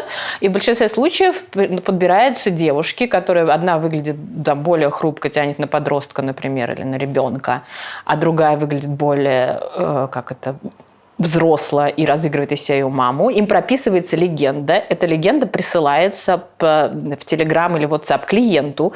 И эти легенды я читала. Это выглядит максимально всрато. У меня нет других слов. Ирина, я мать-одиночка, у меня есть две девочки, 12 и 11 лет. Одна занимается игрой на пианино, вторая учится в школе художественной. Нам нужна материальная поддержка, хочу поднять их на ноги. Вот такая легенда отсылается клиенту, после чего 3 девушки, как в этом случае, выезжают к нему навстречу. Они не мать и ребенок, и они не сестры, это просто подобранные внешне секс-работницы, которые продолжают при встрече отыгрывать эту легенду. У них происходит секс, они получают деньги, они разъезжаются. В целом, пока как бы нет никакой, в моем понимании, нет никакой запрещенной секс-фантазии, если она происходит по обоюдному согласию, если все участники старше, совершеннолетние, в общем.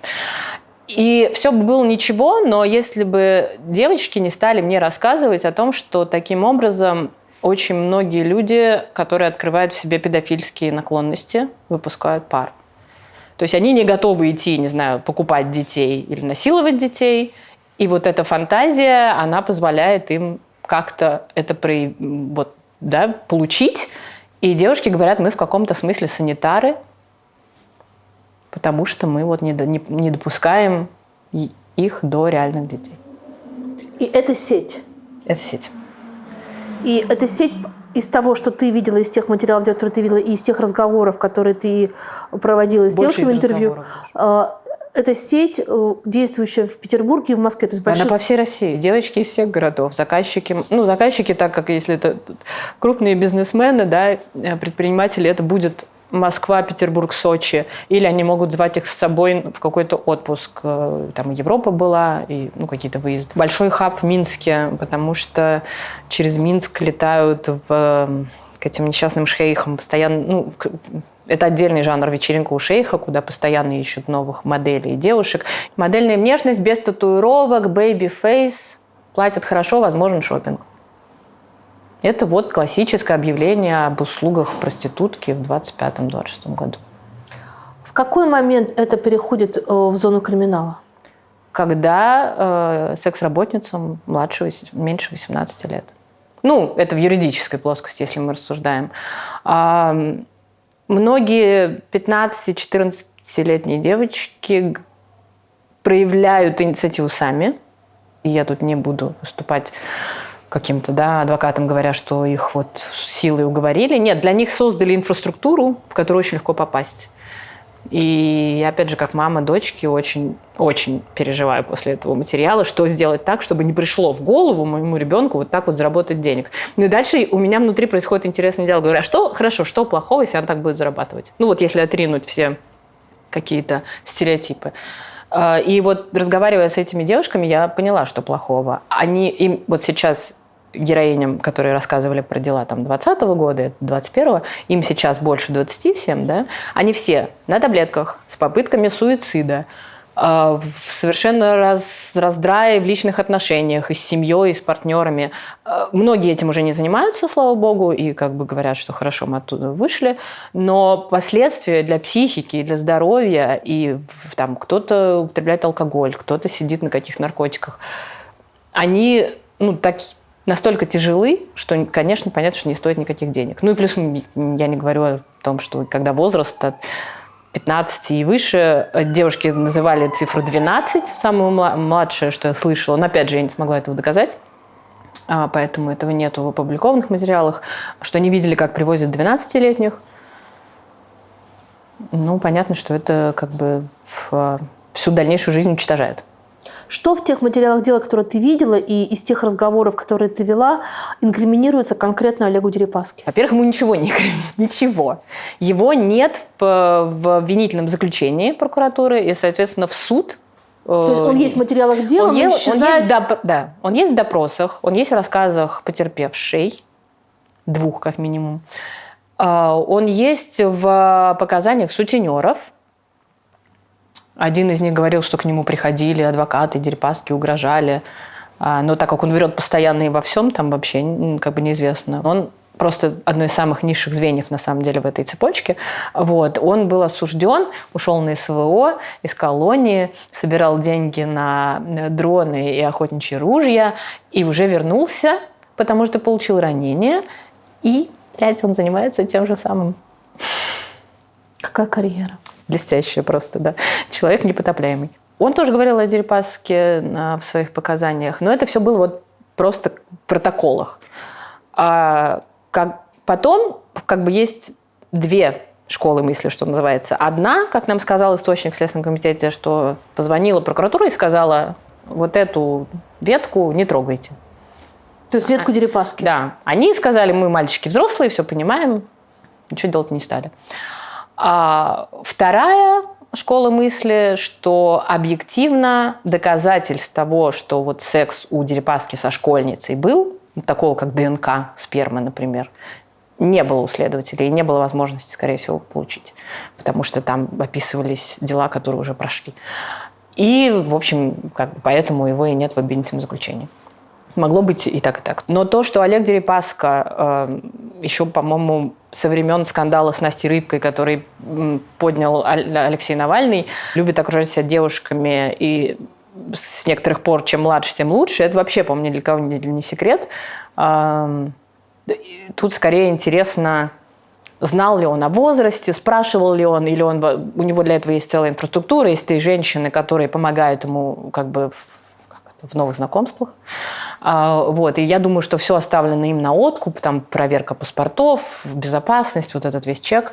Возможно, он как-то не задумывался. Хотя одна из девушек, которая с ним встречалась несколько раз, сказала, что он прекрасно знал, сколько ей лет. Она тогда была несовершеннолетняя.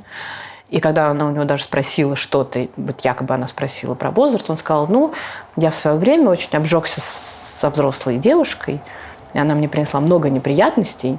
И с тех пор я считаю, что девушка должна быть юной.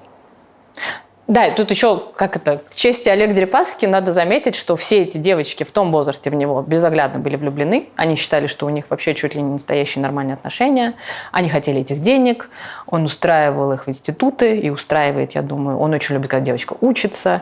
Она должна поступить куда-нибудь лучше на юридический, а еще лучше стать судьей или адвокатом. Я не знаю, почему именно в эту сторону. Вообще хорошо к ним относится, помогает семьям. В общем, я думаю, что себя он видит в роли мецената такого и совершенно не задумывается о второй стороне всего этого дела. Думал ли ты о том, что вот у этого дела, у которого ты видишь там столько, да, есть еще столько, и кто-то, кто дал тебе эту часть дела, хотел, чтобы ты это увидела? Как тогда с Настей Рыбкой, да, ведь этот Инстаграм там существовал много лет. И вдруг эта фотография стала известна. Ткнули. Наверное, да. Но я с журналистской точки зрения, такой с профессиональной совести, не вижу тут никаких противоречий с моими рабочими правилами. То есть как будто бы, может быть, большие преступления, конечно, и более известные имена сейчас замнутся под... Нет, почему не замнутся? Наоборот, мы, например, узнали, что на самом деле дело-то огромное, и этих сутенеров огромное количество. И, собственно, сутенеры нам и рассказывали, что вы прицепились к этому Дерипаске, там, знаете, ого-го, какие люди. А какие люди? Я не буду говорить фамилии, потому что невозможно то есть это как будто наш такой остров Эпштейна 2.0. Да, абсолютно. И я поэтому считаю, что расследование о этой сети продажи секса с несовершеннолетними, оно как-то недооценено оказалось публикой. Но тут я снова сейчас скажу про патриархат, потому что в России реакция была прям такая: ой, богатый мужчина трахает красивых девушек. Чего вы прицепились вообще? Что здесь не так? Можешь себе позволить? Да вообще всем хорошо. И у девушки айфоны, и кулон Картье, и вообще долги семья закрыла. Это интересный момент. У них действительно были долги, как у любой среднестатистической семьи в регионах. И эти кредиты были закрыты в год, когда эта школьница начала работать в секс-индустрии, из чего несколько адвокатов делали вывод, что родители якобы знали, мать якобы знала и могла как-то поддерживать, но у нас родители отказались с нами общаться. Все родители отказались. У меня как раз вопрос к материалу, да, что там мам нет. Да, мы писали и папам, и мамам. С одной из школьниц, например, на допросы ходил папа, мамы не было. Не знаю, с чем это было связано, это просто видно на съемках. Психолог сидит, папа и школьница. Но родители все отказались разговаривать, да. Но адвокаты нам говорят, это в том числе потому, что многие были в курсе. Это такой конфликт, в котором вообще всех, по идее, все устраивает, а мы такие черти-журналисты пришли и начали что-то в нем ворошить. До какого Дерипаски докопались. Почему-то начали говорить, что секс-услуги это не очень хорошо. Хотя мы вообще этого не говорили, мы просто их описывали, да, и описывали, что девочки потом переживали внутри себя. Все были недовольны тем, что это всплыло на поверхность. Многие коллеги-журналисты сказали, вы взяли материалы от издания, которое якобы связано с Невзлиным, которое принадлежит Невзлину, и это просто борьба башен, вас использовали, чтобы замочить Дерипаску. Во-первых, от Дерипаски нет никаких последствий, начнем с этого. Да? То есть из того, что мне передавали, конечно, это было очень неприятно, он был очень злой, поэтому он подал на нас в суд, разумеется, мы судимся с ним, подал в суд на авторов лично. и просит, по-моему, по $500, что ли, за каждый день неудаления материала. То есть я уже глубокий банкрот. Никакой мой Patreon меня не спасет с такими выплатами. Но это мы обсуждали это, когда поняли, что мы нашли достаточно доказательств. Когда я нашла секс-работниц, которые на запись мне сказали про Дерипаску, мы поняли, что материал будет выходить, и у нас был созвон с юристами, которые нас предупредили, что будет так. Но это не тот материал, который можно выпустить анонимно, поэтому мы решили с коллегами, что вот будем. Рассчитываешь ли ты получить недостающие части дела? Да, я хочу, я пытаюсь. Ну, шанс каковы?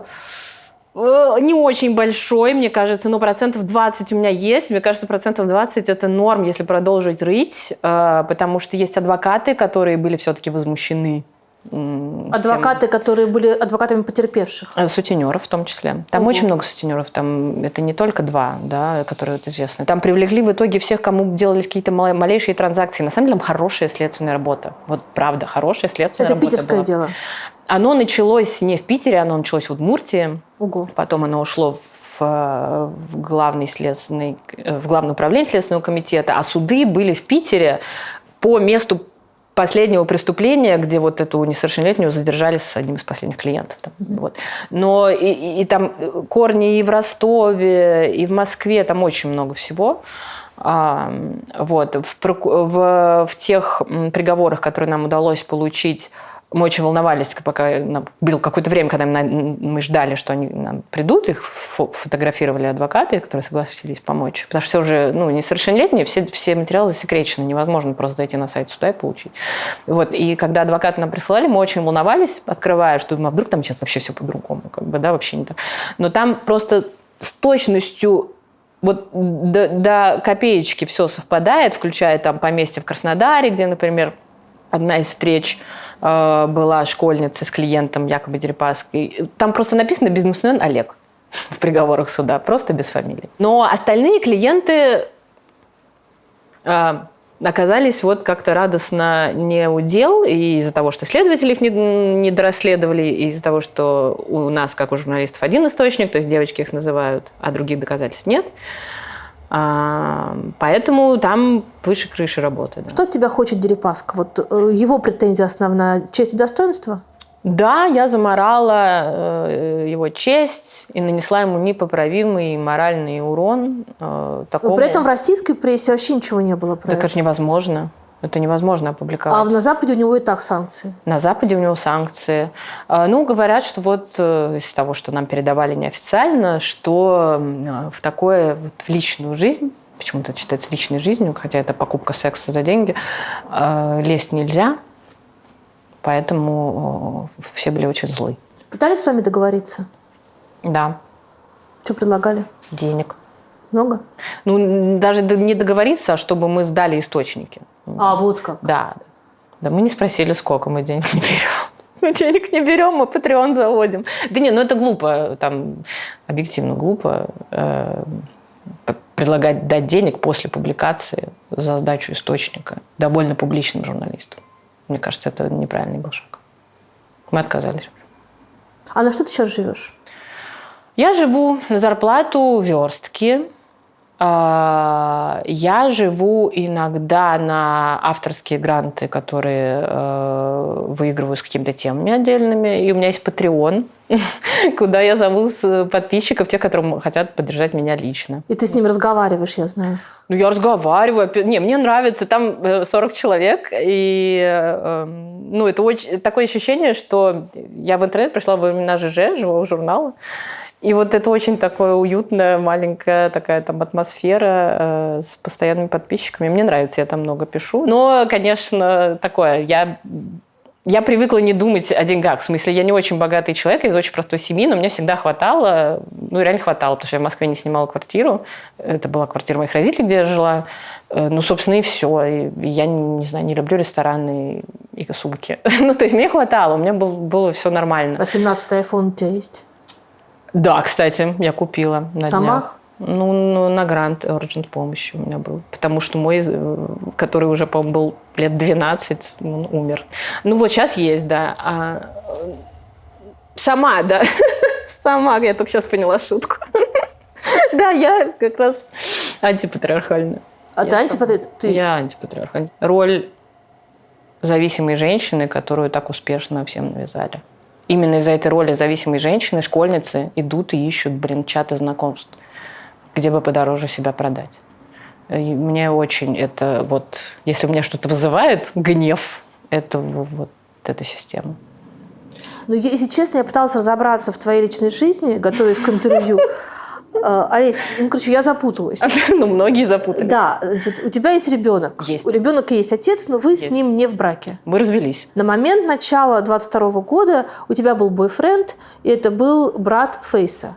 Нет, на момент начала 22 года у меня была девушка. Обсудим это подробнее. Значит, брат Фейса был до этого или после этого? До. И дальше ты уезжаешь из России, и у Нет, тебя... потом я начала встречаться с коллегой, девушкой, Катериной. И мы, по-моему, встречались где-то год, и началась война. А как так можно? Как можно быть бисексуалом? Ты бисексуал. Я бисексуал.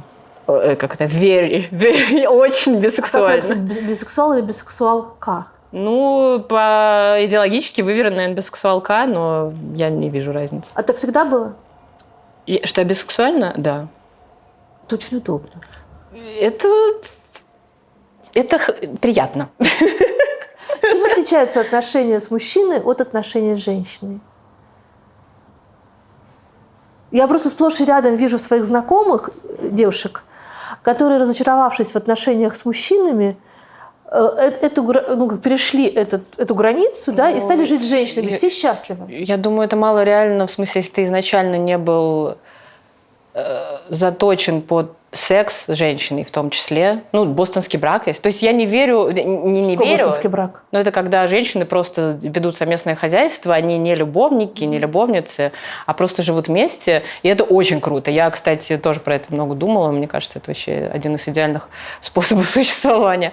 А вот просто заставить себя влюбиться в женщину, если в тебе генетически нет бисексуальности, я думаю, что это невозможно, конечно. А как это проверить?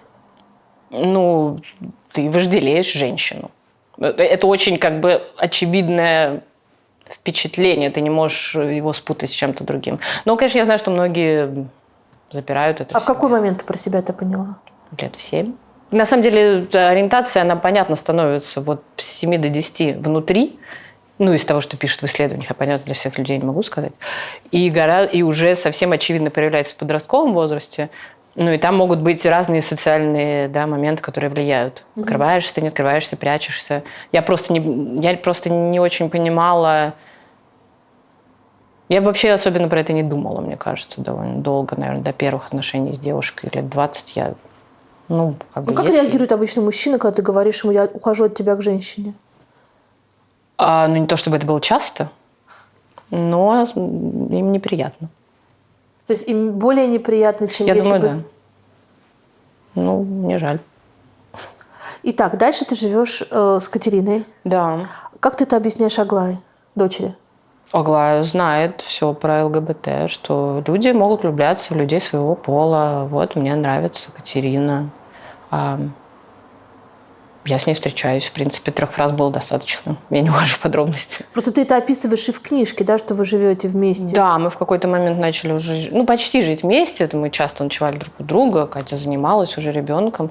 Да нет, ее это не удивило. Но она как-то, в общем, с самого начала была в среде, где ЛГБТ – это нормально. Мой лучший друг гей, например, и это был первый ее самый главный дядя, которого он тетёшкал, и он встречался и жил с молодым человеком. Для нее это уже все было нормально. Когда в России говорят о том, что вот это вот прям пропаганда, она может распропагандировать и страшно напугать детей. И сделать их всех геями.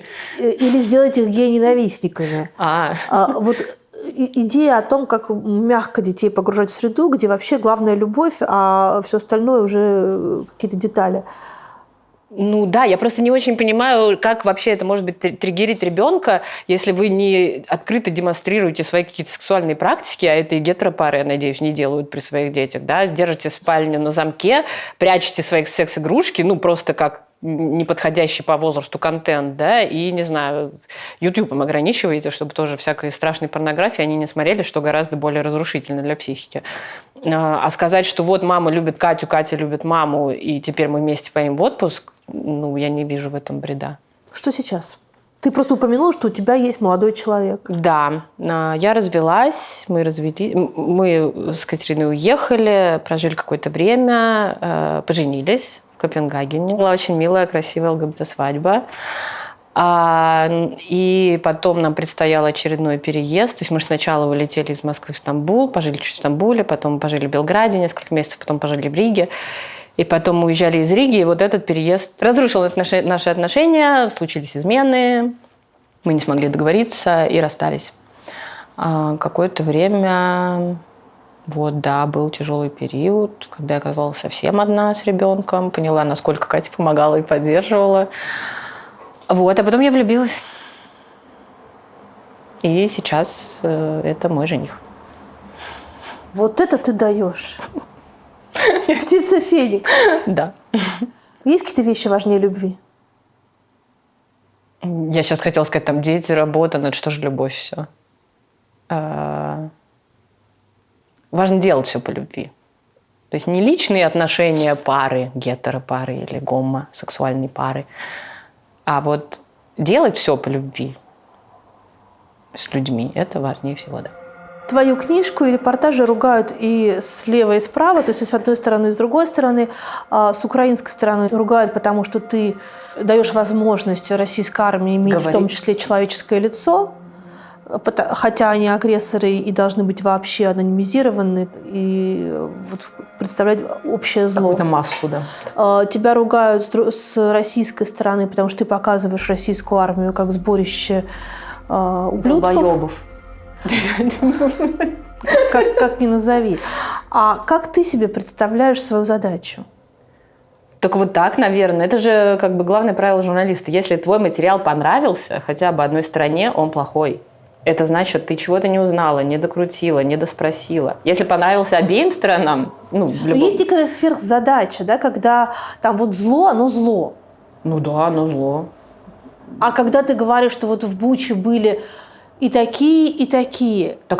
Кстати, что про Бучу я тоже не понимаю. Там есть люди, которые пришли, поставили танк, как написано в тексте, во двор жилого дома, а потом сказали: ой, блин, тут дети, давайте их спрячем. Что, они от этого менее зло, что ли? У меня вот нет к ним какого-то пиетета. Почему-то все, опять же, решили, что я показываю, какие классные, добрые военные поставили танк во дворе дома. А потом передумали убивать детей. Так они не должны были... Так как в анекдоте, а мог бы им бритвой полоснуть. Они не должны были их убивать, бросьте, это, конечно, нет. То есть дронами, возможно, а из танка расстреливали, что ли, в этом дворе? Нет, они должны были закрепиться. В Буче были танки, которые в окна стреляли. Да, но не резать же детей, откровенно. В смысле, я не думаю, что это кому-то нужно в российской армии. Да, окей, да, наверное. Как ты думаешь? По поводу убийств мирных жителей? Во-первых, никак не думаю. Я думаю, что есть приказы. Взять любой ценой, например, да, какую-то высоту или точку, или село. Или подняться на 3 метра по этому холму, и неважно, что там 3 бабушки. Такие приказы, конечно, есть. Я не думаю, я знаю. И приказы исполняют. Приказы пойти убить именно ту конкретную бабушку, вряд ли. Еще есть алкоголь. Это очень... И ситуации нечеловеческой жестокости, в общем, ничем не обоснованные, ты списываешь на алкоголь? Это скорее алкоголь, это одно из последствий. Это война. То есть ты нажрался, ты почувствовал себя еще более сильным, чем думал ты до этого, ты пошел убивать мирных. Вполне себе логично. Встречала ты военных, которые, осознав масштаб того горя, которое они принесли, передумывали? Не испугались и убежали с линии боевого столкновения, а осознав именно масштаб того горя, которое они принесли в соседнюю страну? Очень мало. Я встречала военных, которые говорят, что я не хочу убивать. Таких действительно довольно много. Многие из них при этом остаются на ЛБС, что тоже характерно. Да. Это как раз дезертиры и те, кто остаются. Дезертиры меньше даже говорят, что не хотел убивать. Они это более решительные люди. Они приезжают, смотрят, что там творится, и просто такие... они скорее от испуга это делают, а не от испуга от того, что... Да, там совершенно нет этой идеи: ой, какой ужас, мы соседи тут вырезали целыми селами. Да нет такой идеи. Нету. Может быть, потом... А о чем это говорит, как ты думаешь? Патриархате. Да? Да, разумеется же. Конечно. Они же... Это очень удобная точка зрения, которая позволяет не размышлять про долю своей ответственности, да, потому что коллективная ответственность, она же очень удобная. Как бы никто не виноват, и все виноваты. Патриархат прекрасно навязал им роль из того неудачника и там шлака человеческого, которым они считались в регионах России, там, не зарабатывая ничего, не сумев встроиться ни в госкорпорацию, да, не став айтишниками, вот они считаются в России шлаком. Это тоже вопросики к устройству общества, да, потому что не могут купить 17-й iPhone своей девушке, которая им нравится. И вот у них единственный шанс. Я сейчас не просто бабок подниму, так я еще стану уважаемым членом общества. И наконец-то, и как бы эта девушка, и этот сосед мой, и Пашка из школы, они все поймут. Это же чистый патриархат. Это чистый патриархат, если в этой конструкции в основе не стоит убийство. Да, так как бы как они оправдывают убийство? Я иду защищать эту девушку, этого Пашку. Я настоящий мужик. Посмотрите, главные претензии, в первую очередь мобилизованных, но вообще всех военных сейчас. Что это за люди в барбершопах сидят, себя мужиками называют, по залам ходят там в Москве, да, на Патриках сидят. Это что, мужики? Мужики у нас здесь. Вот приезжайте как бы и повоюйте, вот вы тогда станете мужиками. То, что повоевать включает в себя убить энное количество и солдат, и мирных жителей, оно очень хорошо закрывается вот этой ширмой, что они на благо Родины. Идея усталости от войны у них есть? Чтобы развернуть в сторону Путина свои штыки. Я этого не говорю. Бросить у многих, и это очень похоже на все книжки про войну, которые я читала. То есть они уже поняли, что они не герои, что мужская роль у них как бы тоже так себе удалась. Они теряют здоровье, они теряют вот это очень такой популярный нарратив, что 5 лет жизни, а мне было 30, когда я сюда пришел. То есть как бы лучшие годы, когда я там был бизнес строить, еще что-то.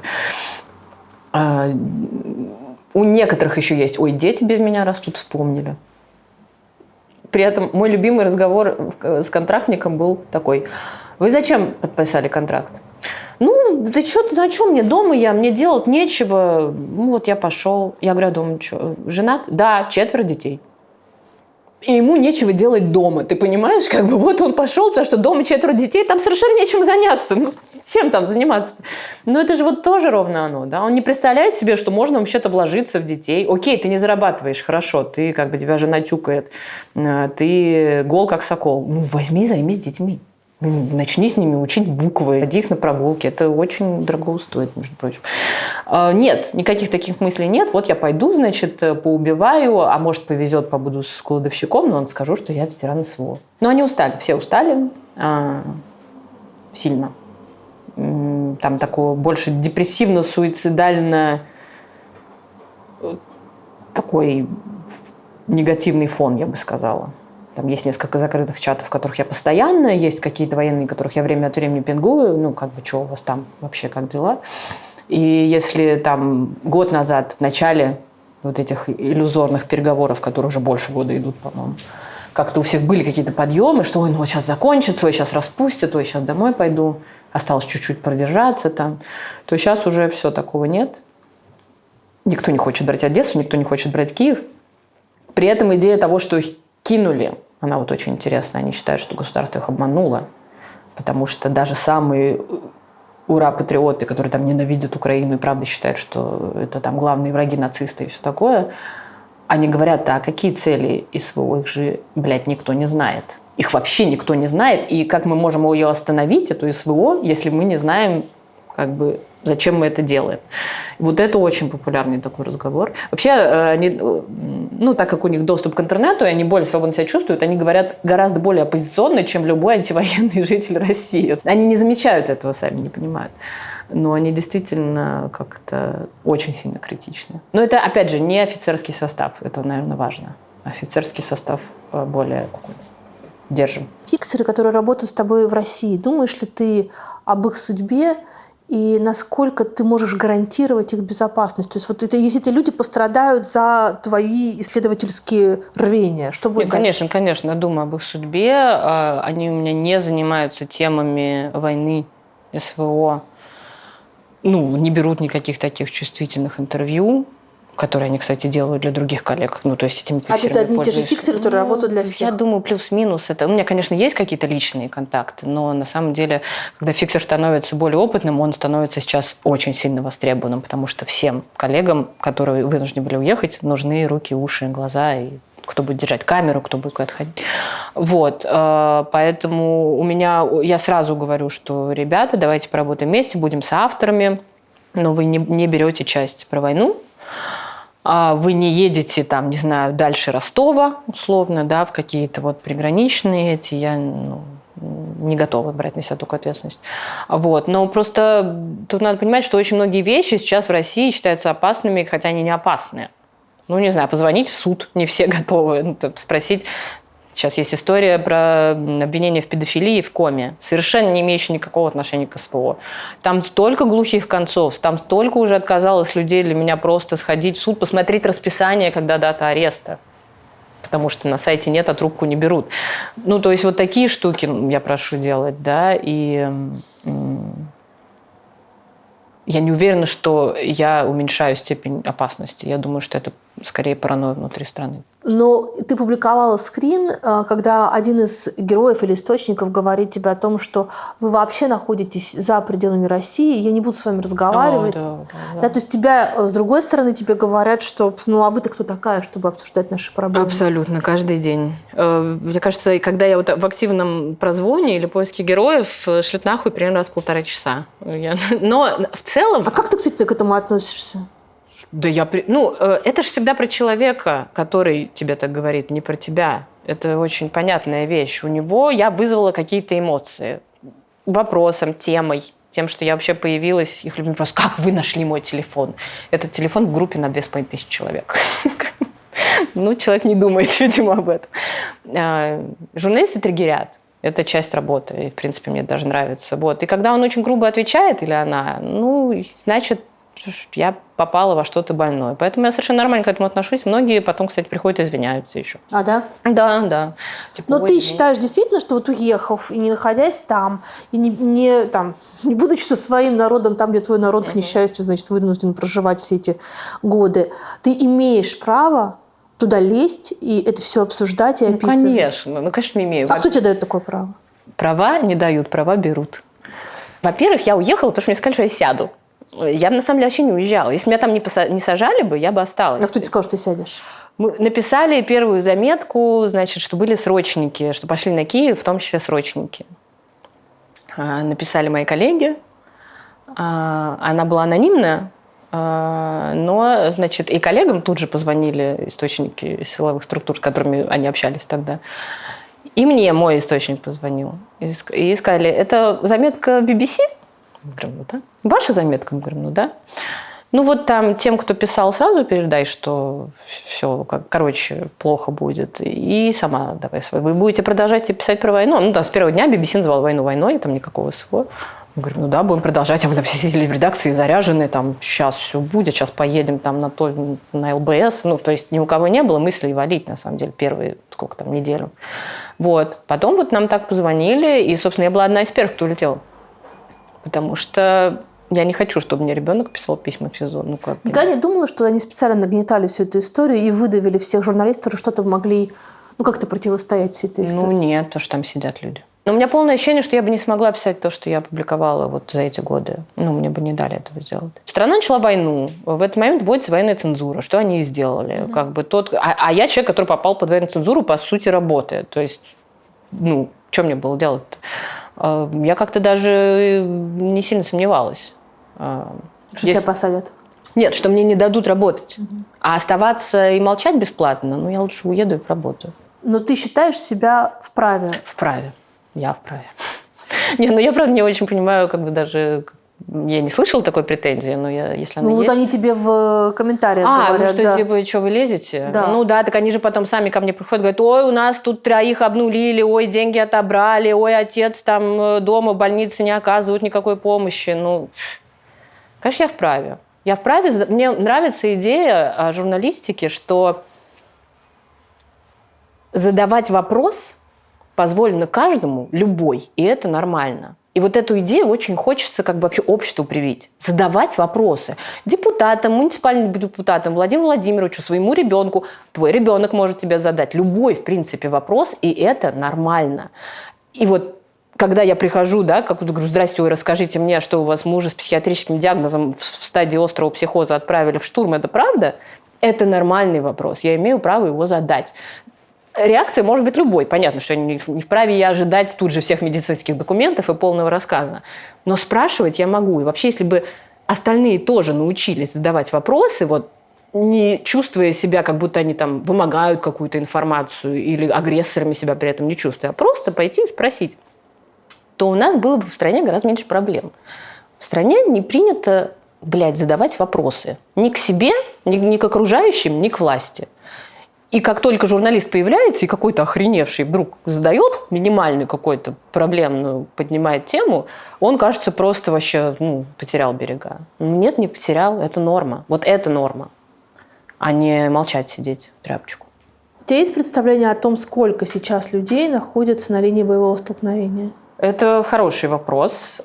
Мне кажется, ни у кого нет такого представления. Представление Владимира Владимировича Путина 700 тысяч, насколько я знаю. Я знаю его представление, да. Он им делится. Так вот, прикидывая, если контрактники каждый год где-то по 400 тысяч, если там все еще 700, то из этого можно представить масштаб потерь. Или тогда у нас там, наоборот, сильно больше миллиона, и нам просто этого не говорят. То есть или 2,5, или если вычесть потери... Ну, это, значит, просто очень огромные потери. Эти 700, они там так и остаются. Погиб. Ну да, вот это то, как я себе эту математику объясняю, никто не знает настоящих цифр вообще. Ну, и учитывая, что мы, российская армия, как-то колготится, да, и очень многие военные, они говорят, мы полгода брали пригорок, или Харьковское направление, мы не продвинулись ни на миллиметр за 25-й год. Что происходит, мы не понимаем. При этом там все время кого-то убивают. Понятно, что с обеих сторон. Специально это, не специально, останавливают их, или они не могут пройти. И да, есть еще, конечно, новое для них понимание, что армия ВСУ сильная армия. В 22-м году такого не было. То есть они только на 4-й год это поняли? То, что в 22-м полный провал, это у всех уже общее место для российской армии. В 23-м было, мы научились воевать, мы сейчас все сделаем, а украинцам вообще не шанса. То ближе к 25-му они такие, сильные, да, сильные. Понятно, что там куча западных военных, бла-бла-бла, но не в таких количествах, чтобы... полностью, да, заменить ВСУ. В общем, да, это ощущение, что украинцы не сдаются, и несмотря на все какие-то плачевные прогнозы, не слишком сильно меняется эта линия боевого соприкосновения, это тоже какое-то новое настроение у российских военных. А если представить себе даже среднюю цифру погибших и раненых, то как минимум около 1,5 миллиона человек вернется домой. Да, они никуда не вернутся. Смысл в том, что, вот сейчас происходит заморозка конфликта, на что, как все надеются. Угу. Территории оккупированы. Если убрать оттуда армию, там вообще неизвестно, что произойдет. Они останутся на оккупированных территориях как минимум. То есть эти люди никогда не вернутся? Я так думаю, что треть точно останется, заграждающим, охранять, останутся. Будут военные охранники. А что делать с остальными? Нет задачи у государства их вернуть в социальную жизнь. Это, если их возвращать одновременно, это катастрофа, все понимают. А в этом может быть идея, да, чтобы эти люди с довольно травматичным опытом убийства и смерти не вернулись в нормальную жизнь и не испортили этот весь похорошевший амбиент, который столько лет строили? Я не знаю, как конкретно задача формулируется, но наверняка есть такая цель, чтобы они не миллионом назад пришли. Да, допустим, какими-то группами. Да, Нет, потому что все предыдущие опыты возвращения людей с видным ощущением проигрыша, Афганистан, Чечня, все что угодно, это довольно травматичный опыт именно для мирной жизни. Да, конечно. Да. Там, наверное, идет смысл возвращения небольшими группами, большую часть оставить на оккупированных территориях, может быть, дать им квартиры, опять же, какая-то супердоступная ипотека в этих прекрасных городах. И идея такая, что туда и семьи можно, забрать будет. И как-то это дисперсно распределить. Но при этом, очевидно, готовятся какие-то, новые курсы для жен ветеранов СВО за госбюджет накатали, открыли. И там рассказывают, что с мужем надо спокойно, у него проблемы были. Как лучше реагировать на такое-то. То есть вкладывается какая-то часть бюджета в то, что кто-то их будет принимать. Принимать их будут жены, если есть у кого жены. Или матери. И вот какая-то работа в том направлении ведется, видно, что государство про это думает. Но ни один военный ПТСР, мне кажется, не лечится курсами для жен ветеранов. Это страшная вещь. А ты себя останавливаешь, когда говоришь «наша армия», «наши войска»? Я останавливаю по привычке, наверное, журналиста, да, потому что это может быть истолковано так, что я вот там как бы поддерживаю российскую армию, но нет, это моя армия, потому что я россиянка из России, родилась в Москве, и это, мой президент, с которым я не голосовала, но это президент моей страны. В этом смысле у меня нет сильных проблем. Да, это моя армия, которая напала на соседнее государство. Какие языковые конструкции не используют для того, чтобы как-то... Себя отделить? Угу. Да не, я же плоть от плоти этого. Я это не поддерживаю, я считаю эту армию агрессором, я считаю их военными преступниками, я считаю Путина сумасшедшим дедом, но это все мое. Но ты поддерживаешь контакт со всеми своими источниками, и так или иначе ты человек, ты им иногда сочувствуешь. Сочувствую, им не нужно мое сочувствие. Это не важно, ты сочувствуешь. Тебе бывает жалко? Жалко? Сейчас я как робот просто буду выглядеть. Я так долго работаю журналистом, что... Нет, я вот просто вспоминаю, что я писала там о людях, которые потеряли единственного ребенка. Вот мне их было жалко, я помню. А я писала там о жертвах ужасного насилия, мне их было жалко. Я писала там об избитых на протестных акциях, мне их было жалко. Военных, нет. Так мне их не жалко. Нет. Это, наверное, не сочувствие. Эмпатия какая-то, да, эмпатия есть. Но ты не можешь быть журналистом и не проявлять эмпатию. Вот сочувствие, да нет, наверное, нет. Они это знают, кстати, они знают, что я против войны, я не делаю себе цифровую личность, то есть я сразу говорю, я Олеся Герсименко, вот погуглите, вот там суды, вот я запрещенная, то есть просто иду открытую, в кружочки еще пишу, чтобы видели, что это я там, а не мошенник. И, процент отказа 90, окей, сейчас уже 70 на самом деле, то есть я начала пробивать эту стену, я думаю, и другие коллеги тоже. Вот, а 30% говорят. В твоей книжке ты довольно честно описываешь моменты отчаяния, причем такого, зверского отчаяния, когда человек лежит и не может встать. Обычно это то, что остается, в общем, это не та информация, которой журналисты делятся со своими читателями. Зачем ты это сделала? Необдуманно. А ты пожалела, да? Не, я не жалела. В смысле, у этого не было цели, когда я отдавала эту публикацию. То есть оно в книге выглядит в итоге очень органично, то есть ты рассказываешь истории, которые вообще любого здорового человека повергнут в отчаяние, но дальше сверху ты описываешь, какое отчаяние они тебя повергли. Там было так. Я пришла к издательству, говорю, мне надо издать сборник текстов. Это ужасно, все это не любят, но мне вот надо. Почему тебе надо? А мне тоже говорят, почему? Я говорю, потому что я 18 лет дочке своей дам, скажу, читай. Вот поэтому мы уехали. Издательство такое сказало, ладно, давайте попробуем. Имеет право на жизнь такая идея, как они сказали. Вот, я прислала те тексты, которые я выбрала, которые хочу, чтобы там быть. Это одни из моих главных текстов с 22 года. Они говорят, да, отлично, будем публиковать, надо чем-то разбавить. Может быть, какие-то свои там впечатления напишите. Я говорю, у меня есть дневник, который мне психиатр, психолог посоветовал вести, когда я впервые в жизни впала в депрессию. Это был 22 год, весна. Мне сказали вести дневник. Я его ввела как-то, я его не перечитывала. Я думаю, да, ладно, что там. Говорю, там имена уберите какие-то. И я, собственно, мы перед каждым текстом сделали главку личную. Там оно вплелось довольно логично, да, потому что каждый текст, он какой-то из стадии моей депрессии отвечал. Из депрессии я вышла, слава богу, попила таблеток, поняла, как чувствуют себя люди на таблетках. Вернее, поняла, как это на меня действует. Я ничего не чувствовала, это было так странно. Я очень много чувствую обычно. И тут, это было необходимо, я думаю, с точки зрения медицинской, как раз притушить все эти эмоции во мне. Но в какой-то момент, наверное, ко мне начало улучшать. Я испугалась, что я больше вообще никогда, что ли, не буду ничего чувствовать. Нет. И я позвонила врачу, говорю, давайте как-то постепенно, мне уже получше. Мы слезли с таблеток, но этот эпизод остался, да, и, наверное, он важен как-то был. В итоге стало личными частями в книжке. Я реально перечитала ее, когда мне ее первый раз дали, в PDF мне прислали, мы сверстали проверить. Я начинаю читать, думаю, очень много личного. Но как-то я довольно открытый человек. Для меня интимное, наверное, что-то другое. Не какая-то хронология, а точно не имена моих партнеров. Нет, я имею в виду, все-таки слабость, это очень личное. Слабость, да, наверное. А кто сильный?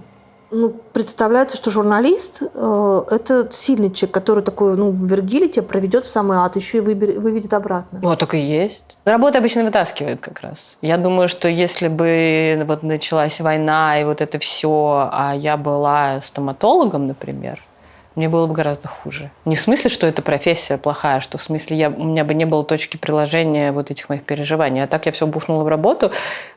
То есть вот этот совет, не читайте новости, и тогда ваш, значит, стресс уменьшится, я бы не смогла его соблюдать. А так я как бы новости делаю, и вот туда вся вот эта энергия негативная, она и уходит. То есть некоторое созидание даже получается. Я думаю, работа спасла, да.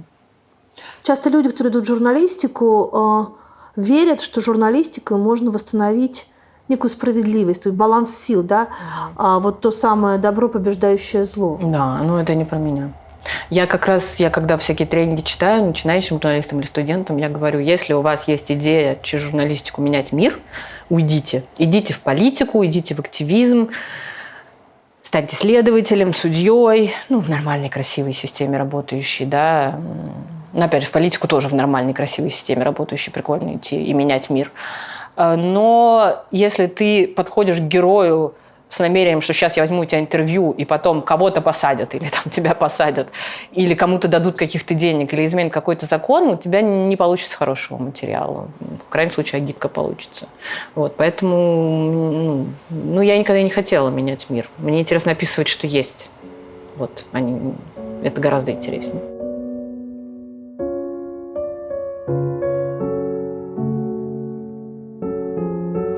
Что значит «да»? Это личное. Ах, очень. Вот оно что. Да. А вот это координаты Москвы. Я набила их в 22 году весной в Риге как раз. Да, когда поняла, что, наверное, не короткая командировка, а долгая. Мы когда уезжали, я сказала дочке, я лечу в командировку, но она не такая короткая, как обычно, поэтому ты едешь со мной. Я без тебя так долго не смогу. И командировка затянулась. Да. Вот я решила, помнить, откуда я. А это цветочек? Это снежинки. Это я училась в Нью-Йорке и очень скучала по Москве и по снегу. И это вот 2 снежинки я там набила. А это, как любят говорить, Аглая, она, потому что она потом маленькая появилась. Татуировки для тебя – это вид искусства или какие-то напоминания о личных... Такие личные зарубки? Да, это, наверное, какое-то присвоение себя себе. Наверное, да, вот эти штуки, у меня еще вся спина, она в этой вот полинезийской картинке. Я видела фотографию, очень красивая. Да, она красивая, она еще не доделанная, потому что как бы жизнь продолжается. И это мне делал Дим Бабахин, привет ему огромный, мой мастер. Он жил сначала в Питере, в 22 году уехал, сейчас тоже живет в разных странах. И это Полинезия, у них нет письменности, и они рисуют свою жизнь. И вот я к нему прихожу обычно со списочком. Вот там у меня ребенок родился. Я помню, с ней приехала, еще грудью кормила. Или вот незадолго до иммиграции я говорю, вот что-то, давай вот дорога, чтобы изменения. Он фигачил мне дорогу изменения. И, боже мой, как я... в общем, по максимуму получила. Может, не ту какую-то дорогу нарисовала? Теперь я просто каждый раз говорю, любовь. Очень свое племя, много близких людей рядом, вот это очень аккуратно. И на спине у меня уже что-то такое, да. Здесь есть и дорогие мне люди, и всякие... В общем, это буквально биография человеческая. Но это то, как делают, на самом деле, на островах Полинезии. Это такая традиция старая. Их. То, как они себя украшают, записывая свой жизненный путь. Вот, я тоже самое делаю. Думаешь, что ты вернешься когда-нибудь в Россию? Ой, не знаю.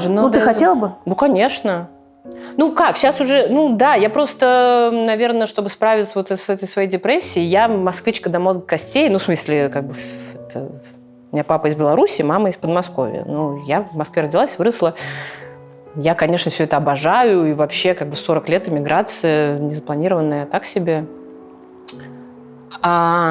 Но мне кажется, за 4 года я как-то поняла, что мне в город. Вот если обеспечу себе какой-то город, вот не деревню, я, наверное, справлюсь. А так надо что? Я очень практичный человек. Надо, чтобы я вернулась, что надо? Не только, чтобы сменилась власть, а чтобы что-то там законов 30 отменилось. ЛГБТ, еще это все журналистские законы, иноагенты, что-то там фейки, дискредитация. Вот это все должно быть как-то отменено или пересмотрено. На это может уйти не один созыв Госдумы. Пока они есть, я не могу приехать, потому что я сяду. Вот. А мне уже 42. Времени мне в моем мозгу не бьется. Возможно, я просто не успею. Выбери, пожалуйста, милосердие или справедливость. Милосердие. Свобода или стабильность. Свобода. Правда или безопасность. Правда. Родина или истина. Ни то, ни другое. Ну, истины не существует. А Родина, как я теперь поняла, тоже.